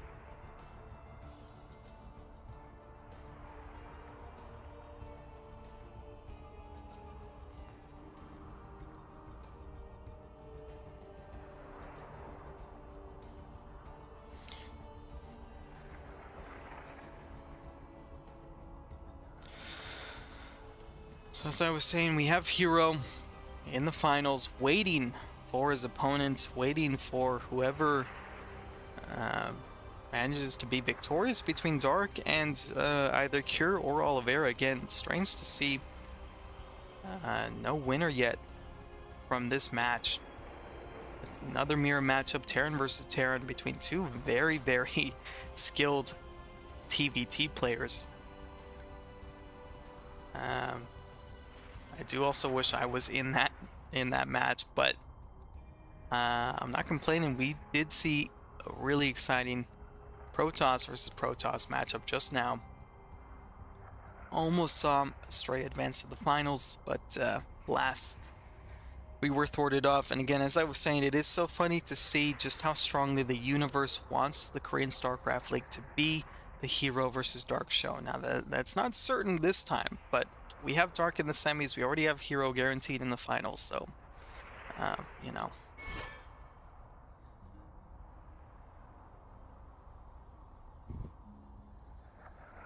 Yeah. We are just waiting on the lobby link here.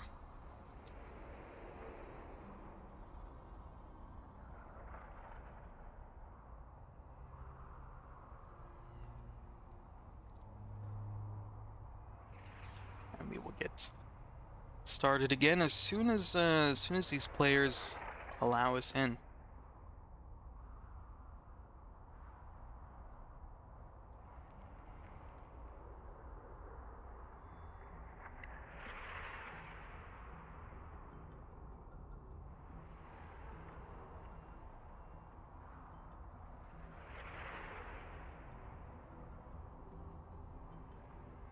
Just twiddling my thumbs. Really would like to know what the current score between Dark, between Kira and Oliveira is, or maybe Dark is already playing against one of them. I'm not sure.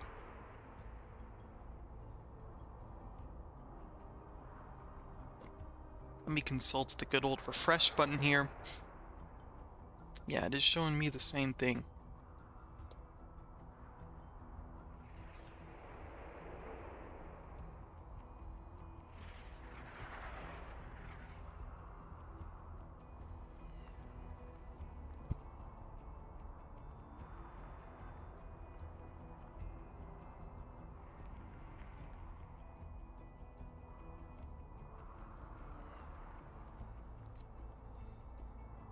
There we go. This is what I've been looking for all night. The Patreon link for the Korean StarCraft League. I'm going to plug that into the chat right now.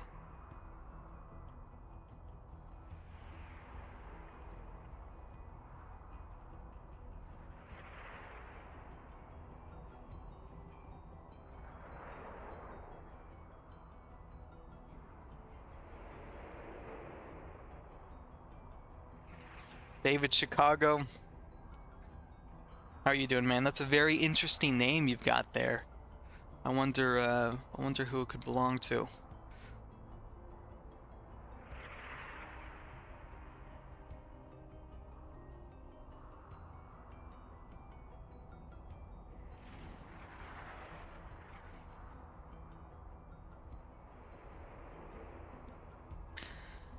So appreciate you joining, Dave in Chicago.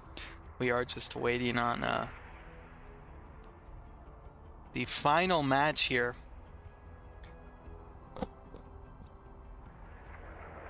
And we'll see who Hero will be facing off against. Thanks, your mom gave it to me, says David Chicago.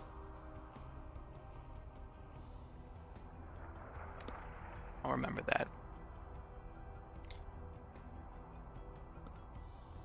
I'm on the clock right now, Mr. David Chicago, so that's all I'll say. Count your days.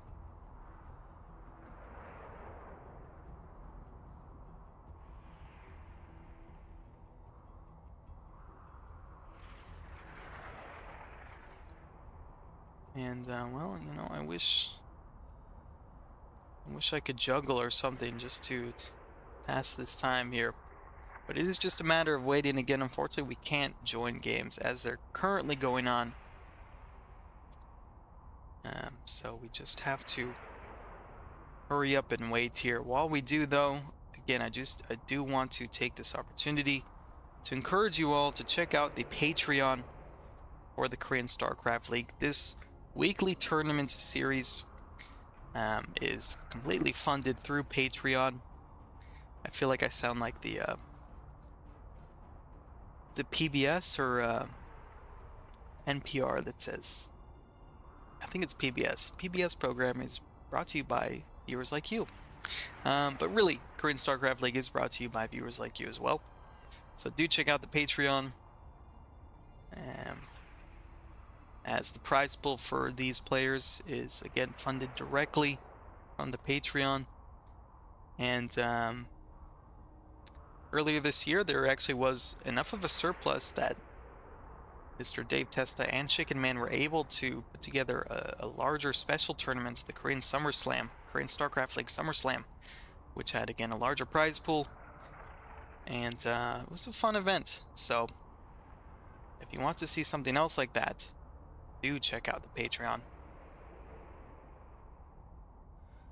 David Chicago, my friend is going through a tough time. I apologize for that, man. I really do. Can you say I support? No, I can't say that. I can't say that, unfortunately. But I hope your friend feels better very soon.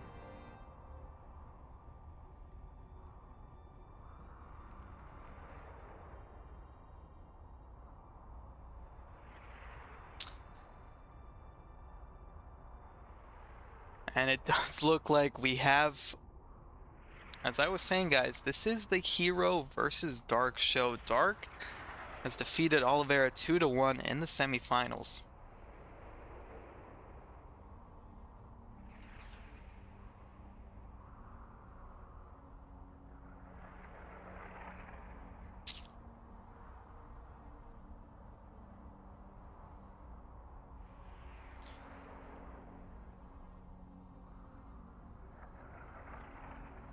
Let me go ahead and pull up, since we know what the final match is going to be, let's pull up the tail of the tape for these two players. These two players, Hero and Dark, play each other so much. They're also teammates, so I'm sure outside of tournaments and, you know, professional matches for money, they practice against each other a lot. They are very, very familiar with each other's strategies, and they're constantly trading wins and losses. And I'll show you just how equal these two players are. At the end of the day, though, all it means is that we get some extremely exciting StarCraft 2 matches. Again, sparks fly every time these players play.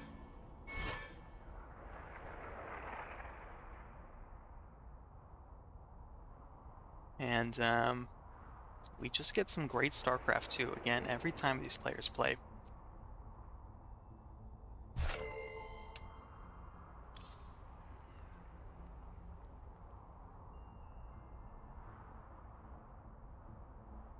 So we are just waiting again for these players to start.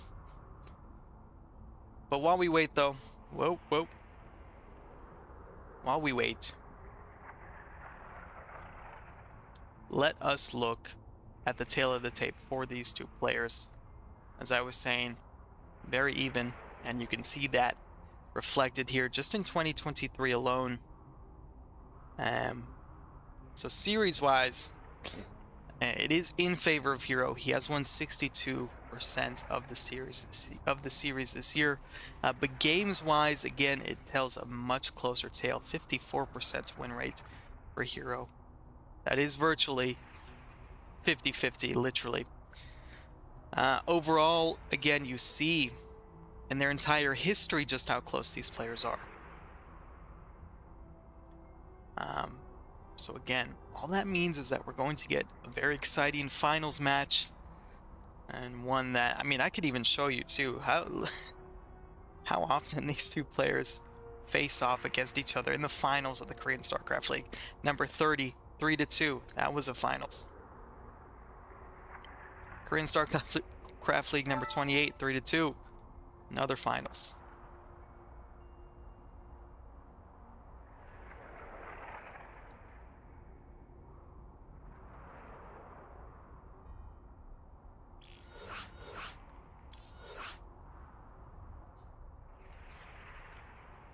So we are getting loaded here into the first match. This is going to be a best of 5. Again, every match thus far has been best of 3, but the finals are going to be a best of 5. It is going to be Hero versus Dark. There we go. We have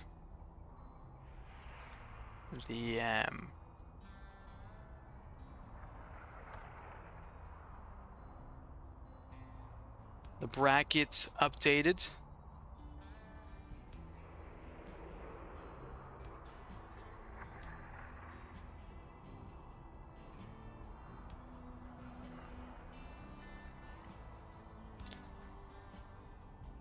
And I'm receiving word just now that Dark is on the toilet. So there will be just a bit more of a delay. That's okay. Because I know the end result will be well worth the wait here.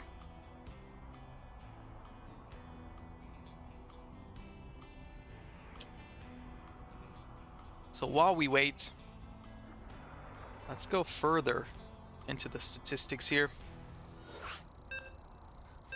Or not. Let's jump into the first match. Okay. Dark is very quick when using the toilet, apparently.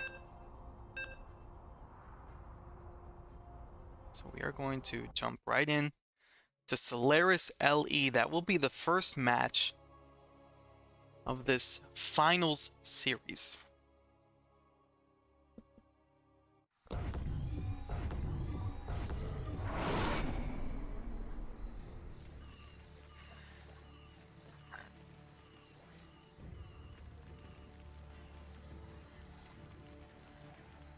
Ladies and gentlemen, I am your host Stasis, and this is StarCraft 2 Fight Night, and this is a best of 5 Protoss versus Zerg series from the Korean StarCraft League, week number 32.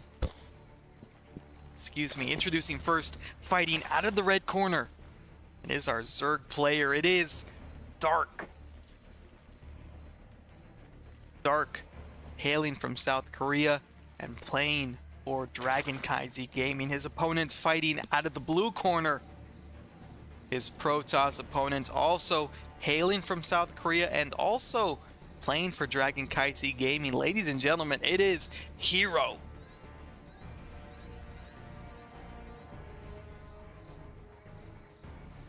And surprise, surprise, we have yet another Dark versus Hero finals in the Korean StarCraft League. I'm not complaining about it one bit, though.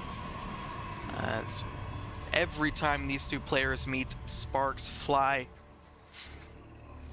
They are intimately aware of each other's strategies, each other's builds. Of course, when you're teammates, you tend to build that, but also just the sheer amount of times that these two players have played against each other. You also build up familiarity with your opponent's playstyle. And again, that leads to some very close matches, very close games, very close series. You can see that reflected in their series history against each other. According to Liquipedia, both of these players are essentially 50-50. It is slightly in favor of Hero.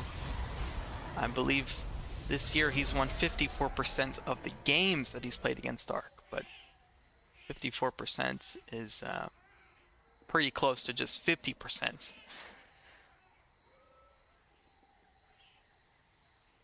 And, well, that is about as even as you can get. If my math is correct, that is. I don't know. It's been a bit since I've been in school. We do have Twilight, going to be the first tech choice from Hero. And Adept first as well. Again, pretty par for the course stuff in this matchup. Dark does have eyes on it with that Overlord. Does have that Queen up in the front, spreading its creep. And a singular Zergling just scouting around as well. Third base being worked on by Dark, who's opting for Zergling speed. And now a Stalker as well from Hero, who is opening up with Glaives. It is going to be a Glaives opening to start this best of 5. Start off this best of 5 series, excuse me. Two more gateways on the way here.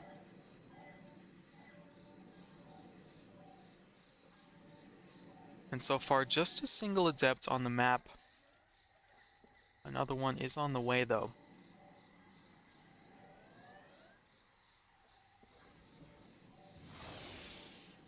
And Glaive's a relatively quick upgrade as well, already halfway done. Dark trying to poke in with these Lings just to see what Hero has been up to. But Dark really is not able to get all that much information. Hero has been hiding his Adepts thus far. Now he brings them forward and does warp them in. No Warp Prism just yet. Instead, just relying on the warp-ins from back home is Hero, and already across the map with these 5 Adepts. Is it going to be enough? We do have the Queens already in position there for Hero. He's acting like he wants to take a third base. I don't quite buy it, especially not when you're warping in 3 more Adepts. And you're, 4.5 minutes in to the first game. Not to say Hero's going to be super committed to this attack. There's still an opportunity yet for him to expand. But right now, the focus is on defending against these Adepts. Hero completes the Shade, and we are into the main base now. And we do have drones being pulled for Dark. Hero going to try to snipe a Queen. Does not get it. The Clutch Transfuse is there from Dark. And now Hero transitioning to the bottom side here. Wedging himself into a pretty tight space. Zergling's not able to get the surface area that they want. We do finally have Balins out on the map, though. Hero opting for a recall back home.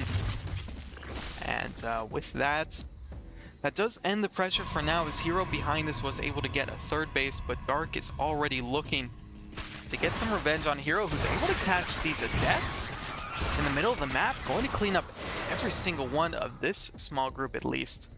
And Hero is still not done with his Adept pressure. Just wanted to regroup. There are Balins in the mix though, and that certainly does give Hero pause. As Dark catches another group of Adepts out. Hero, great target firing there on the Banelings. Going to shade forward, meeting more and more Queens. The defense from Dark has been pretty strong this game so far. Behind this, Hero did get a Dark Shrine though. The Adept count has been severely shaved off. So this push has lost a lot of its steam, but we still, again, have the Dark Templar to worry about for Dark. Hero has not yet warped in any Dark Templar. I swear to you, he has a Dark Shrine. There it is. And all of its dark, gloomy glory. So Hero just keeping that in his back pocket for now, it looks like. Doesn't want to yet pull the trigger, reveal his hands. Instead, just content staying on these Adepts so far, just keeping Dark on his toes, keeping Dark honest, and more importantly, keeping Dark distracted. Really though, Dark has been pretty solid with his defense. You can see only 4 workers have been killed.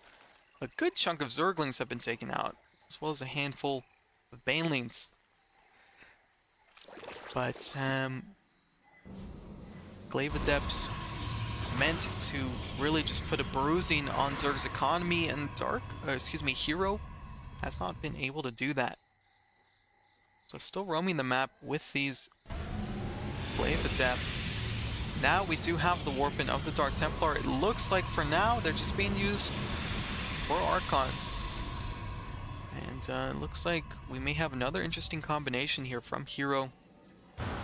He's known for just, clobbering together a random mishmash of Protoss units and making it work, making it seem like they're standard compositions. And in this case, again, gonna be Adepts, gonna be Archons.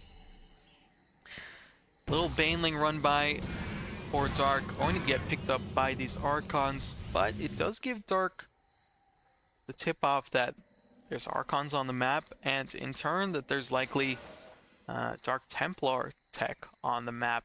Maybe Templar Archives could also be responsible for producing those Archons, but Templar Archives a bit more gas intensive though. Hero moving on to this third base of Dark.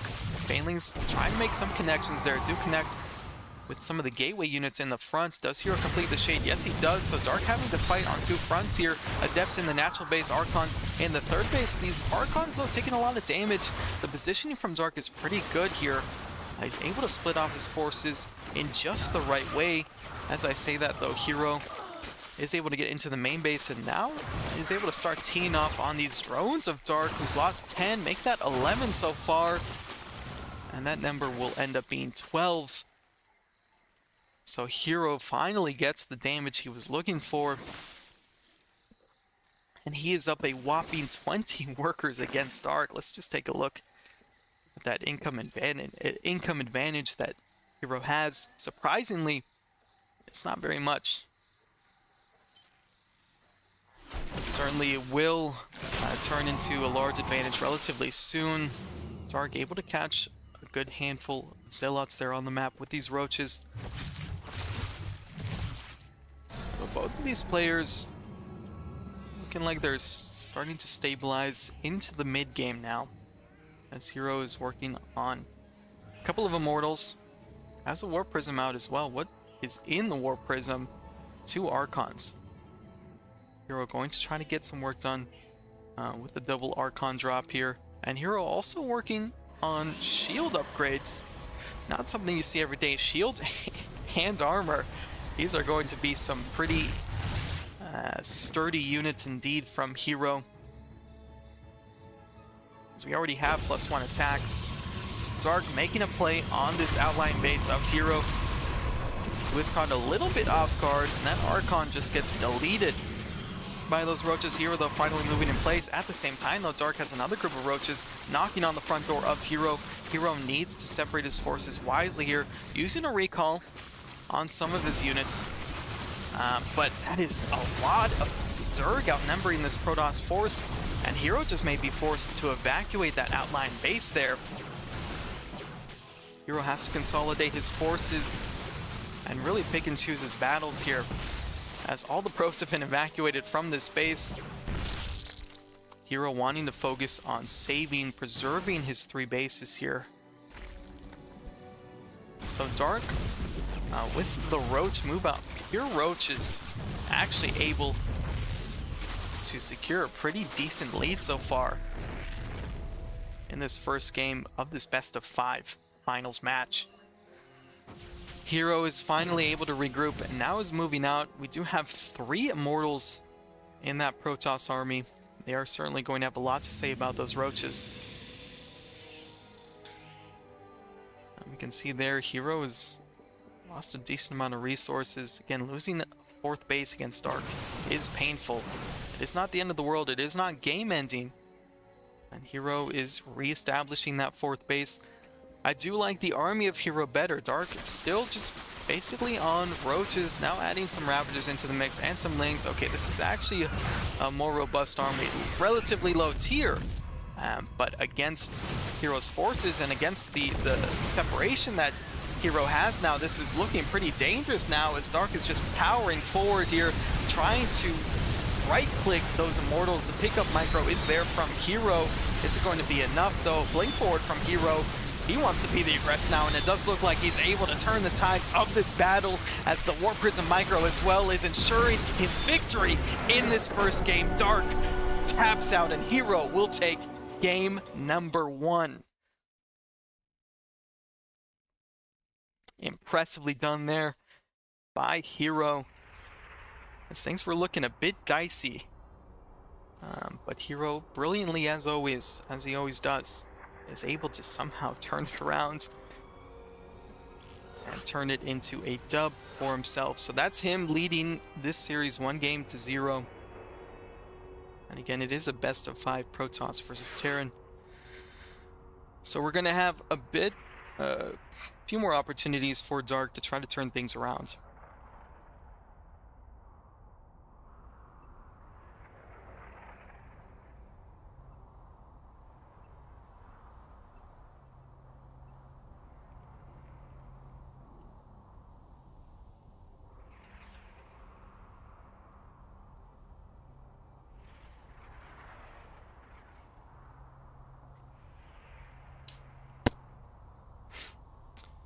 And we are just waiting for us to get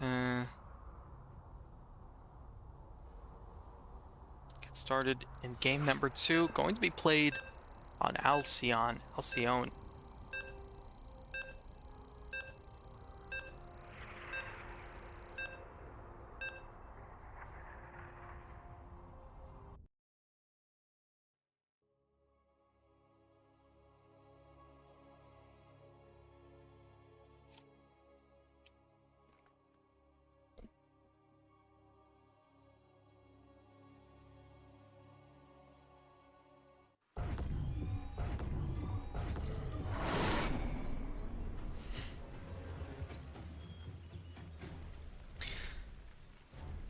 And we are underway here for game number 2 in this best of 5 Protoss versus Zerg series between Dark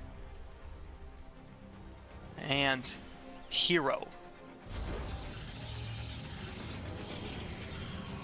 And it is Hero leading so far in this series, 1-0. The result of a pretty exciting back and forth first match. A brilliant way to start off a series such as this. Dark able to put a decent amount of damage on the board against Hero initially, but Hero, as only Hero can do, turns things around and mounts a brilliant defense, and in turn, a brilliant first game victory here now. We've got a sneaky little gold base from Dark. Very, very bold, very audacious. Of course, the question with these types of bases always is, for how long can you defend it and reap the benefits of these gold minerals, right? Because it really is usually only a matter of time before your opponent finds it and, well, eventually kills it off. Usually, it's worth it. I guess it depends on who you're talking about here. Now, we have Hero with the same bright idea here, taking a gold base for himself. This is just hilarious. Literally on the same side of the map. Gold base for Hero, gold base for Dark. Can you tell that they're teammates? Can you tell that they play against each other a lot? Essentially just borrowing playbooks from each other here. So it is gold ninja base against gold ninja base. And we will see who can deny the other's gold base first, who can defend it better. As we do have Hero with a forward Stargate being placed near that gold base, working on that first Adept as well. Dark working on Zergling speed and also a Roach Warren relatively early on. Already 2 Zerglings, though, find this gold base from Hero. Dark feels a bit awkward, I'm sure, saying, very bold of you to do this, even though I am in exactly the same position.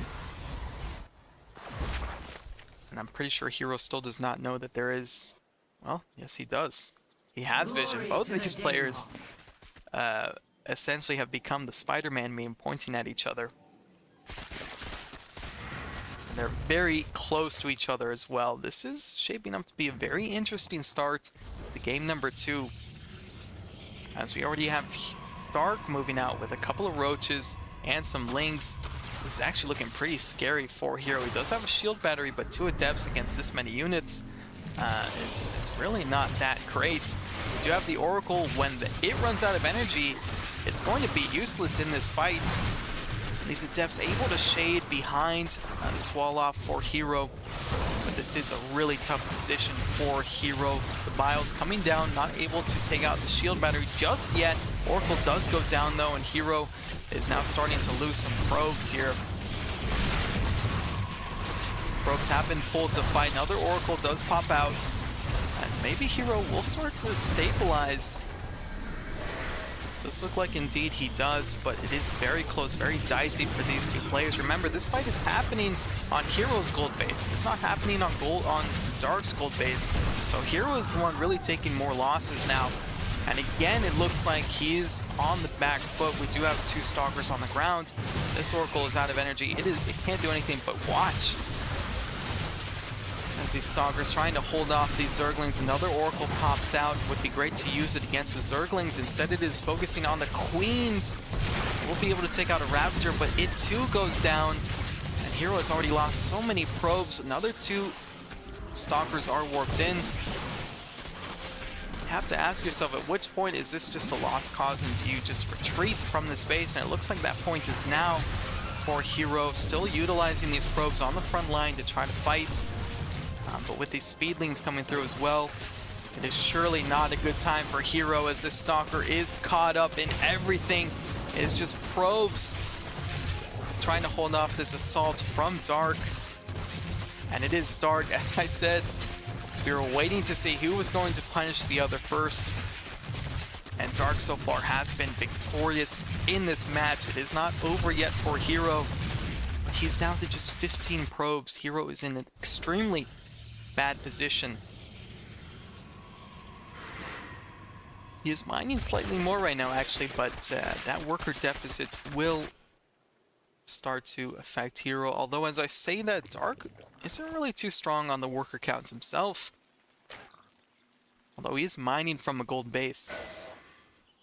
Hero is kind of going for broke here, sending out a little move out against the main base of Dark. We've got an interesting situation on our hands. Kind of an early base right here. These adepts need to wedge themselves into the minerals right away. They cannot get caught out. If Hero loses these units, the game is surely over for him, because at the same time, Dark is on the other side of the map, knocking on Hero's doorstep. These adepts do get out. This one Oracle still in the main base. There's a Spore Crawler here, able to zone it out. Hero is mounting a relatively effective defense so far. Able to depower 1 gateway is Dark, and Hero is actually supply blocked as well. Working on Adept Glaives, interesting choice. It is halfway through.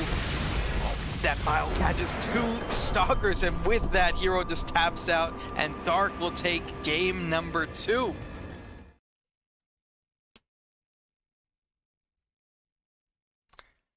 And as I was saying, these 2 players go back and forth so often. So there we have it, tied up 1-1 already. That was a quick one, but an exciting one. And not a situation we see very often. And we only have Hero and Dark to thank. We have the StarCraft 2 gods that, for some reason, love forcing these 2 players to face off against each other in finals all the time. So we're jumping right into Hecate. I like the pace of this series already. Hesate, Hecate, Hecate. That's going to be our 3rd map. And again, we are tied up 1-1.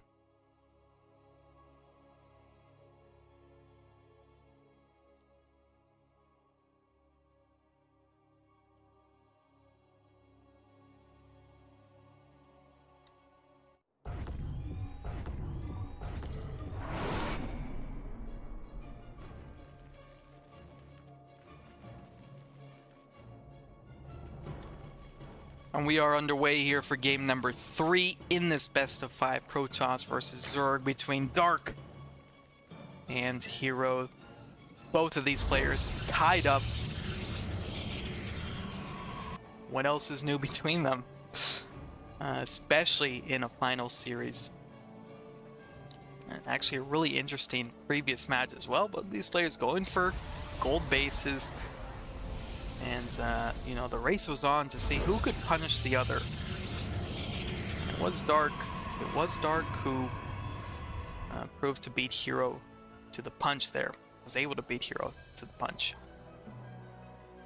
So this time things a bit more standard now. It's a low ground gateway for Hero and Dark, taking his natural base where God intended a natural base to be taken in the natural location here. Of course, oftentimes Protosses like to make sure that Zergs can't even take their natural base normally. In this case though, Dark is able to get his natural base where it should be.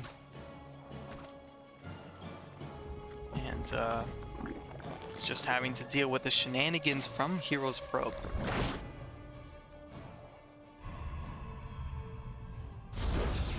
Cyber does go down for Hero. And I'm interested to see what his first tech choice will be. Hero has really been leaning on the gateway tech so far in this series. We've only had 2 games, granted, but first game and second game, Hero did rely on glaives to start off with. So he might be feeling, you know, to be in a gateway mood.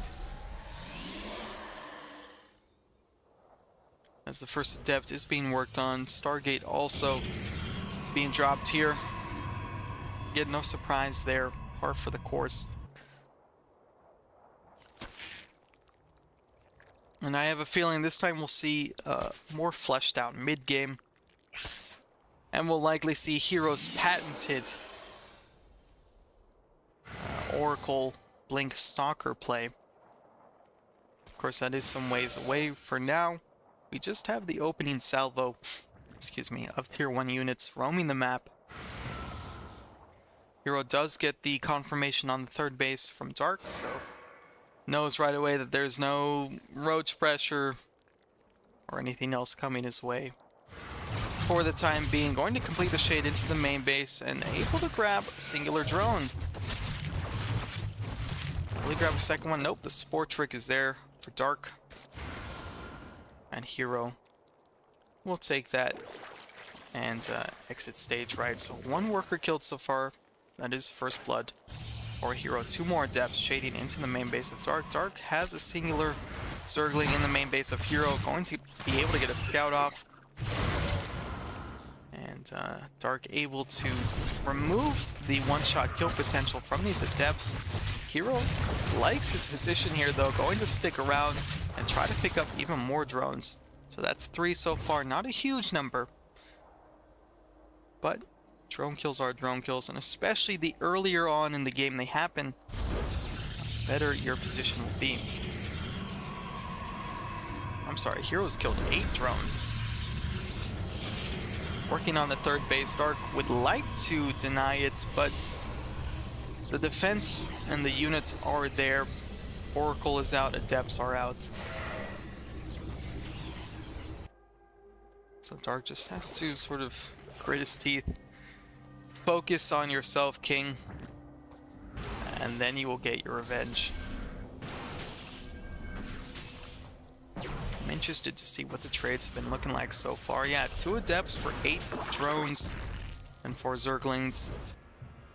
And an Overlord pretty good so far for Hero. Hero is really one of the best when it comes to opening harassment, especially against Zerg. His Adept control, his Oracle control is really second to none, and we can see here with the Tricycle opening is Hero. Does already take a decent amount of hull damage on those Oracles, grabs a Queen. Of course, would like to focus more on drones though. So only able to grab one and will slide out. Has to wait for those shields to replenish. Meanwhile, Dark has a singular Zergling forward. Sees Hero's third base is starting to get established. And did I call it or what? We've got Blink now being researched.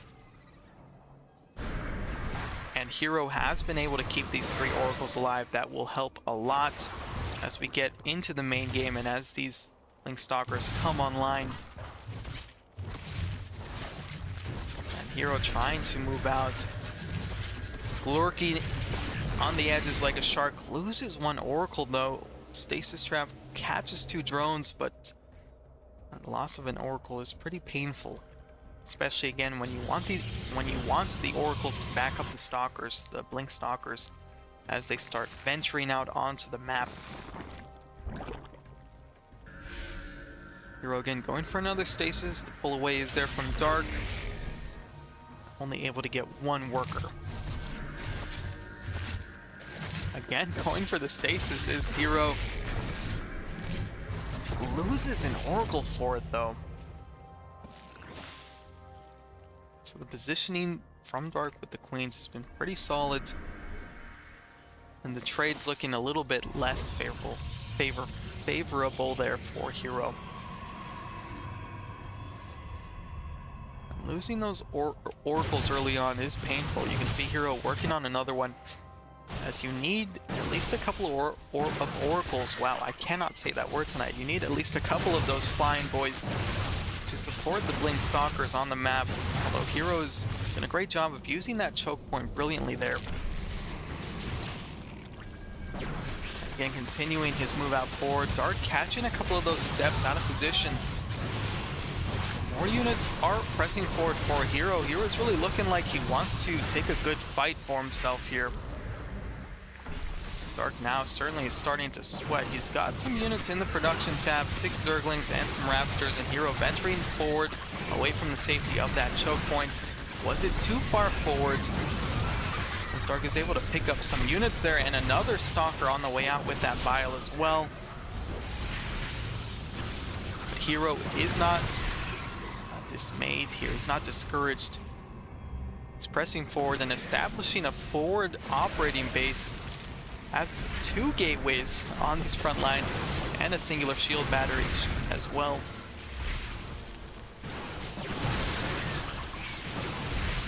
Again, back and forth, Hero's just poking in.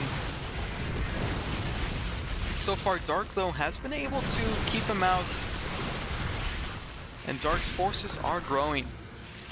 He's got a lot of Zerglings on the field already, and several more in production. Dark likely trying to go for some kind of surround. Speed Zerglings, pretty good against Stalkers. Stalkers really have to focus on finding good positions, finding good choke points, and saving their blinks at the opportune moment, just like now. Hero uses his blink to get out of a dicey situation there. But the important point is that Dark has been able to keep Hero away from his bases, and has not been taking too many inefficient trades. But the control really is there from Hero. It's impressive to see. He's dodging Biles, and he's avoiding the worst of these speedlings. Speedling count is still pretty impressive from Dark.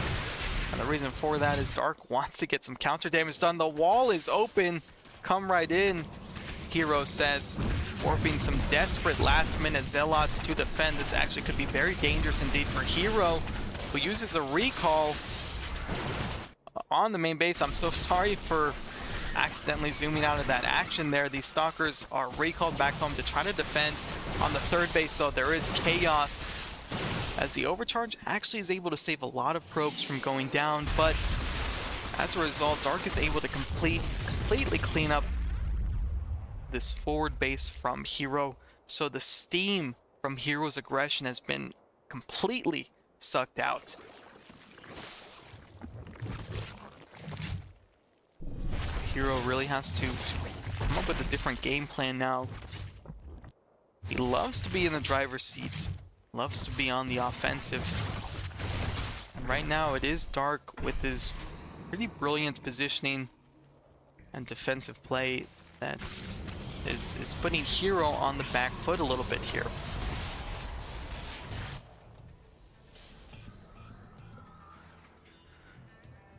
Behind this, I failed to notice Hero transitioned into some Sky Toss. Already have 2 carriers on the way, 2 more. Excuse me, already have 2 carriers out, 2 more on the way. Plus 1 air weapons also being researched. These 2 carriers going to be able to help out in this fight, but Hero really does have to be careful with how he spreads his units, and these Stalkers against this many Zerglings is not really the greatest answer. These carriers are able to do some work against these units of Dark. Of course, Dark knows now that carriers are out on the field, and Hero able to clean up that right side. Also able to push off this left side assault. So now consolidating his forces is Hero. Wanting to start developing his own aggression yet again.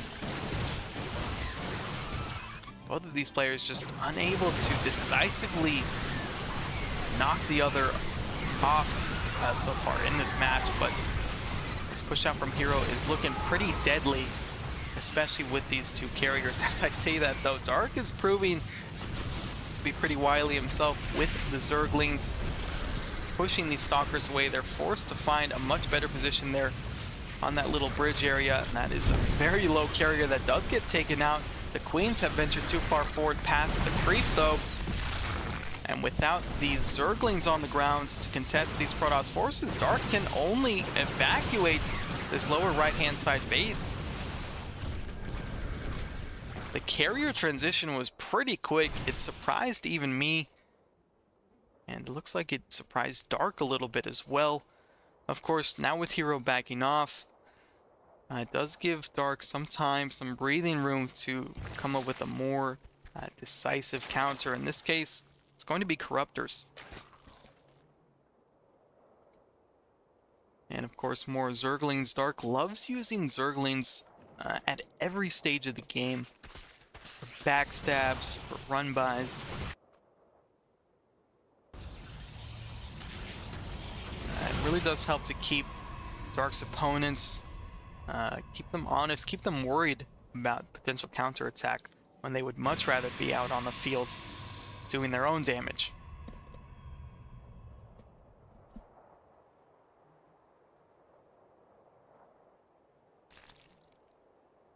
We do have some Banelings morphing in. Hero is hunting for it.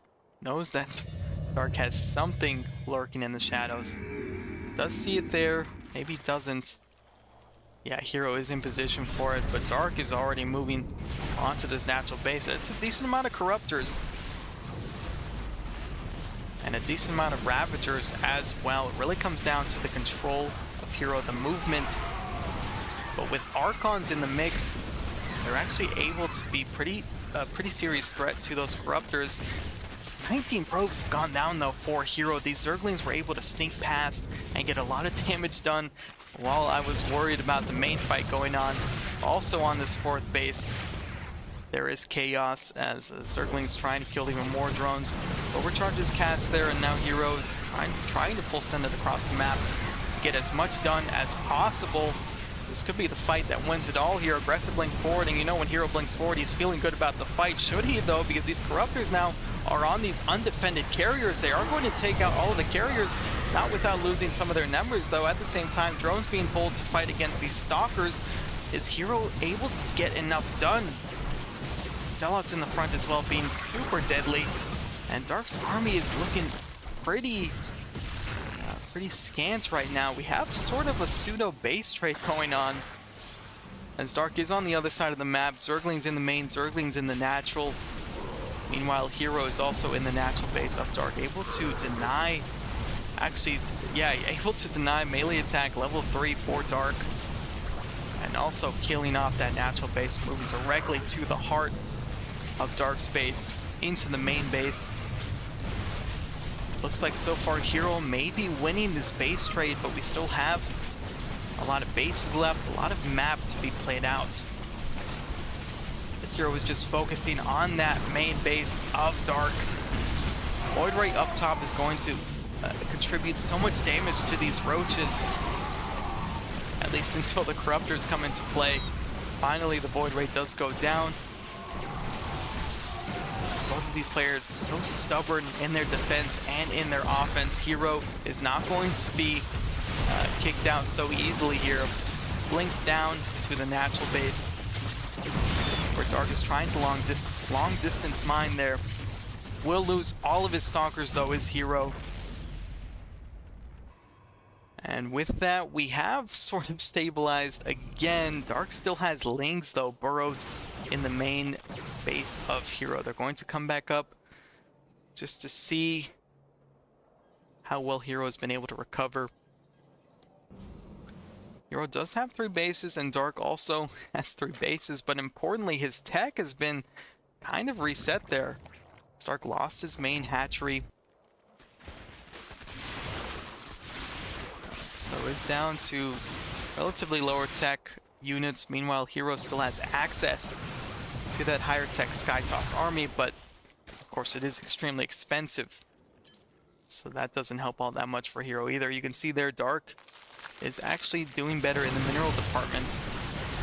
Hero has something to say about that as he moves forward, blinks forward, has a singular carrier there. Dark is pulling the workers here. This could be a very dangerous fight indeed for Dark. This could be the fight that wins it for Hero, as we do have an Infestor trying to land a Fungal, only grabs the singular carrier. High Templar being morphed in for the Archons. Carrier does get taken out. Hero is so stubborn in his offense, as is Dark with his defense, but it looks like Hero is able to take it now with that final blink in, and at least Dark, for the moment, is forced to retreat from this forward base. Now is going to be down to just 2 bases, is Dark. And the third one of them is pretty much mined out already. So Dark has to get something going here. He knows that relying on the tried and tested Zergling run by, and there are no cannons in this base, and they're doing so much damage to those probes. Even with overcharge, Hero's losing so much economy there. Continuing forward, is Hero really does not want to lose that War Prism. Has an Immortal in the back, and this actually is looking quite dangerous for Dark as Hero blinks forward. This could be the fight that wins it. I know I said that previously, but this time I'm for real, as there are Zealots helping out so much against the Queens. Dark taps out, and Hero will take game number 3.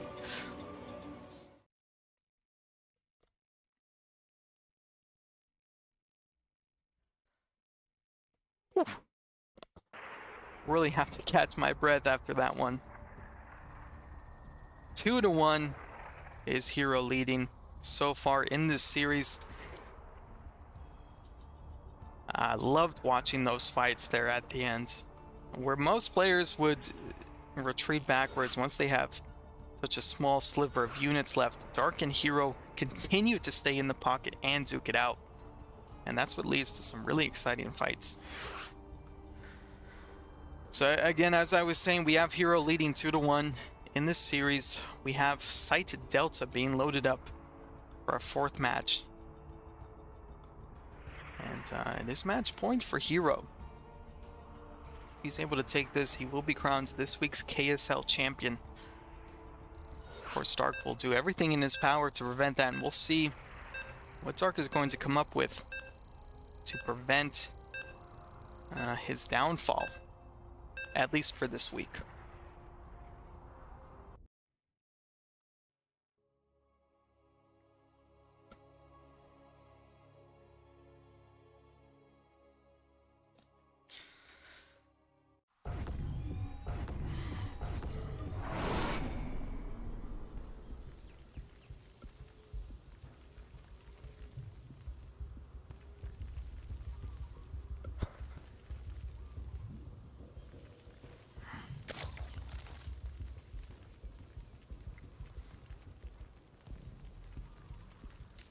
we are underway here for game number 4 in this best of 5 Protoss versus Zerg between Dark and Hero. These two cannot stop hitting each other in the face, as evidenced by the previous match. The back and forth battles were so close, and ultimately it was Hero proving to be the scrappier one, the slightly scrappier one, and able to get the dub there. As this time he does force Dark to take his natural base in the third base location. I take that back. Hero is going to leave a little bit earlier, and Dark will be able to take his natural base right where it should be.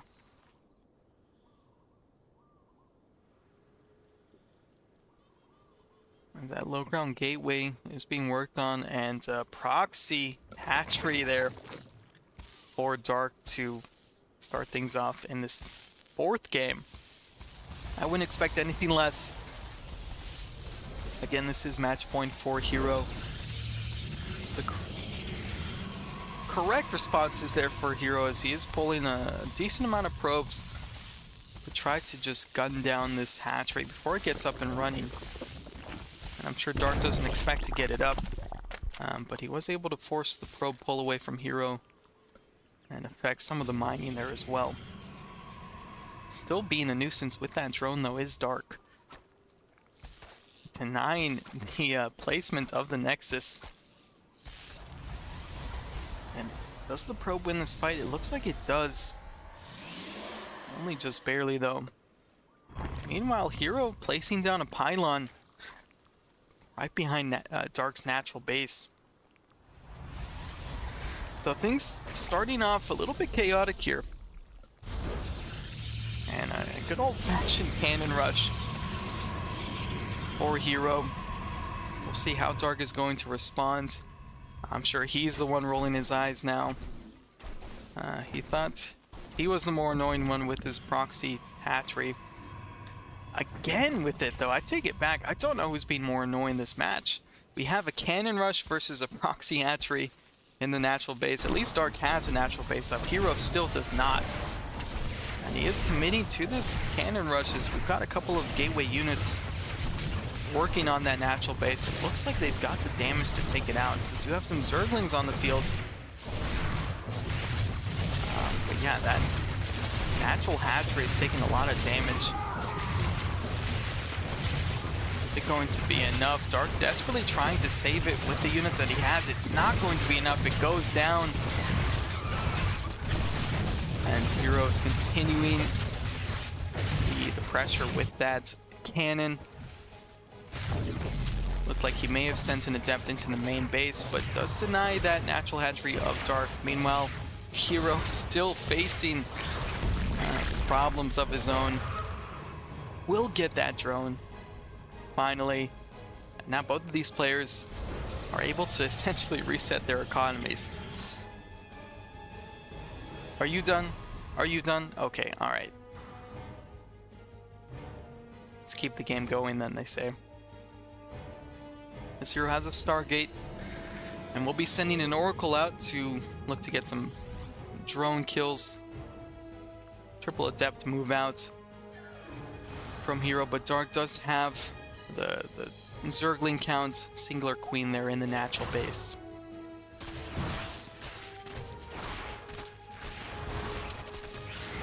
Zergling's actually able to catch these Adepts out in the middle of the map. Hero loses 2 so far. May only be able to save 1. Or maybe none. Okay, so just 1. And now it is the Oracle's turn to dive in. Really constant action between both of these players. They just clinch up and refuse to let the other go. Always exchanging knees and elbows so far. I'm not even sure who has lost more so far in this match. Both of these players have lost a decent amount.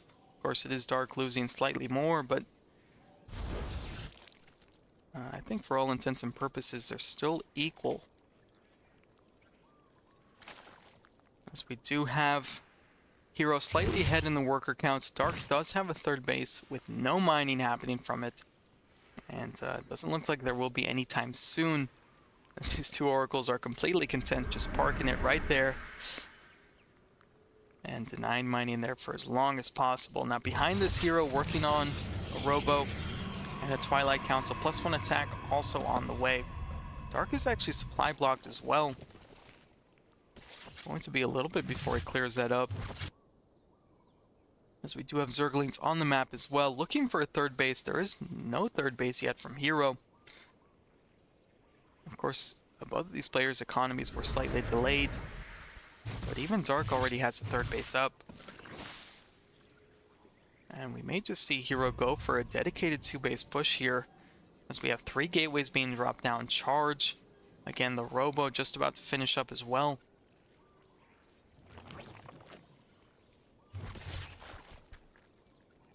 These oracles continuing to give Hero the vision that he desires on the map.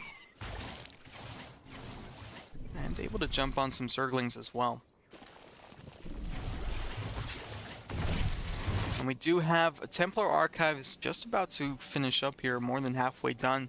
So we definitely have a 2-base push out from Hero in the works, with the support of a War Prism and some more gateways. And it looks like it will be a Charge Lot Archon timing.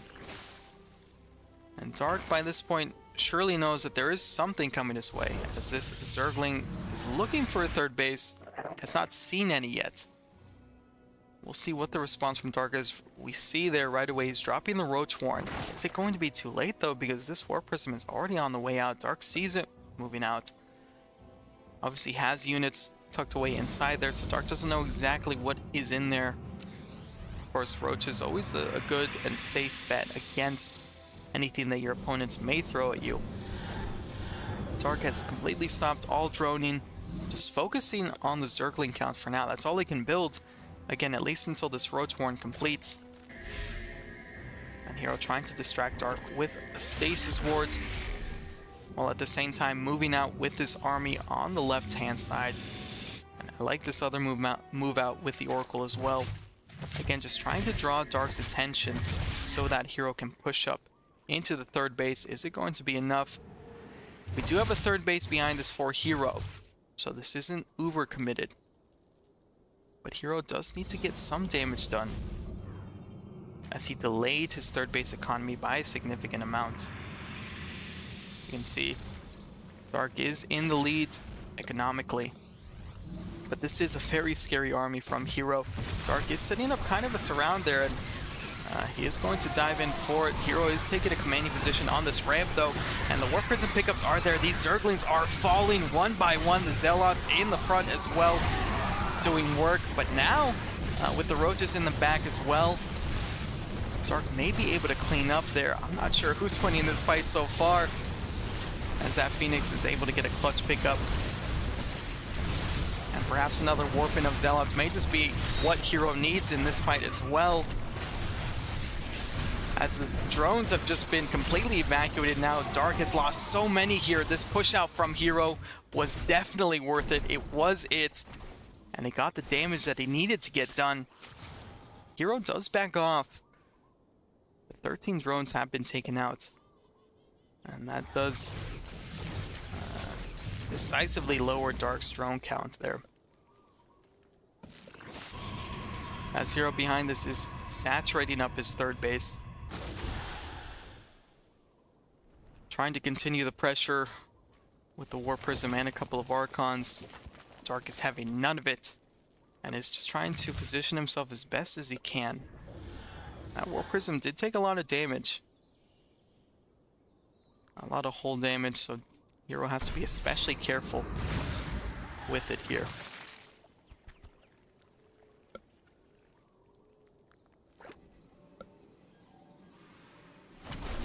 Immortal is on the way for Hero, +1 armor also being researched. So things calming down a little bit, as Dark working on his fourth base and trying to get his drone count up yet again. But it actually looks like it is Dark this time, who's gearing up for his own timing. as there are no drones in the production tab. Instead, Dark focusing on Ravagers, focusing on Lings. Has a Baneling nest on the way as well.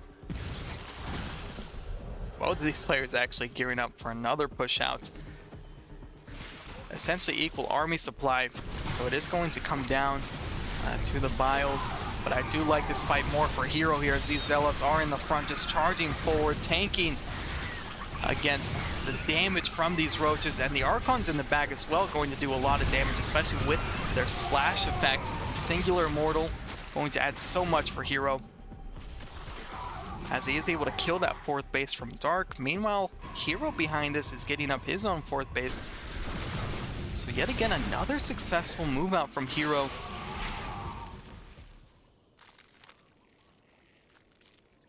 Who, while he hasn't been able to land a killing blow, is really carving out a decisive advantage for himself with each successive push out. So Hero will be going back home. And we'll see what Dark will be working on to try to counter this Charge Lot Archon composition that so far he doesn't seem to have too much of an answer for. Of course, once you get more army, things do become significantly easier. Dark is just focusing on building up his supply count. And Hero feeling confident enough to split up his forces into 2 separate groups now. Start roaming the map. And we have again another Sky Toss transition, as we have another Stargate and a Fleet Beacon for Hero, who again is moving out right in the center of the map. Dark setting up another surround. Hero sees it though, will be skirting out of harm's way, skirting off of creep before his forces can get decisively committed here.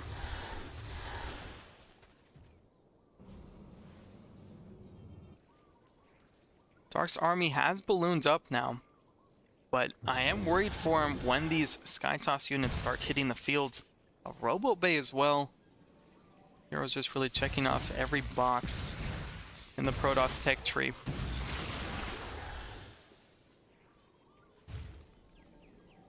As we do have a couple of cannons on this outlying 4th base, so it is going to help against Zergling run-bys. Perhaps not so much against Banelings, as there is not much of a wall there. Of course, Banelings did take a nerf to their damage, so Hero does also have that to fall back on. As this War Prism has been able to stay alive for a significant amount of time with these 2 Archons in it. One has 10, the other one has more kills. I couldn't quite see what it was. Dark trying to get us around on those units, instead going to dive into the natural base. The wall is completely open, and Dark sees that carriers are in production now. At the same time, Dark is moving out onto this 4th base of Hero, pressing forward. Hero just doesn't have the units here just yet. He is bringing everything to bear over on this side. Dark has been able to do a decent amount of damage, taking out some probes and denying mining just for a little bit. Disruptors are on the field for Hero. And we do have our first couple of carriers as well. But Hero very much is moving into a pretty robust, pretty sturdy Protoss army. Actually has a higher army count at this time as well. And Dark, still on a relatively low-tech army as well. Not as well himself, I mean. Just Ravagers, Zerglings, handful of Banelings. Spire is on the way. Dark going to be looking for some Corruptors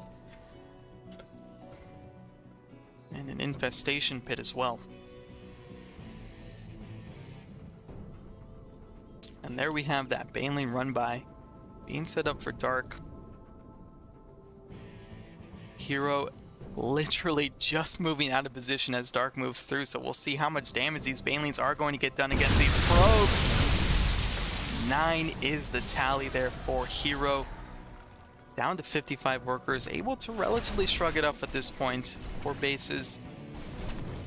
You have a decent amount of bases to regain your probe count, but that's not what Hero's focused on. He's focused on more army and more gateways, as this is a very large move out from Hero. Banelings make some decent connections there with the Zealots in front, and a surround from Dark as well. We'll see if Hero can hold off just long enough. Disruption Novas do get some hits there. There are Archons in the front tanking up so much damage. The Stalkers are fairly brittle though that Nova is out of the fight, but it doesn't matter as Dark will tap out and Hero takes the fourth and final match in this series.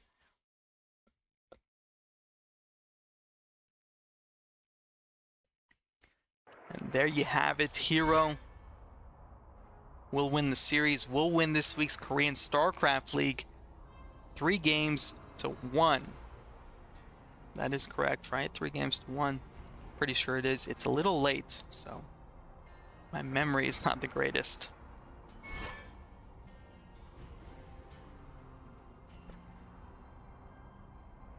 And this time it is Hero is victorious. He does tend to be victorious, at least in the Korean StarCraft League. So yet again, we have a Hero champ, and well fought from Dark as well. But this week, the Stargate transition proving to be pretty decisive, pretty on the money there for Hero.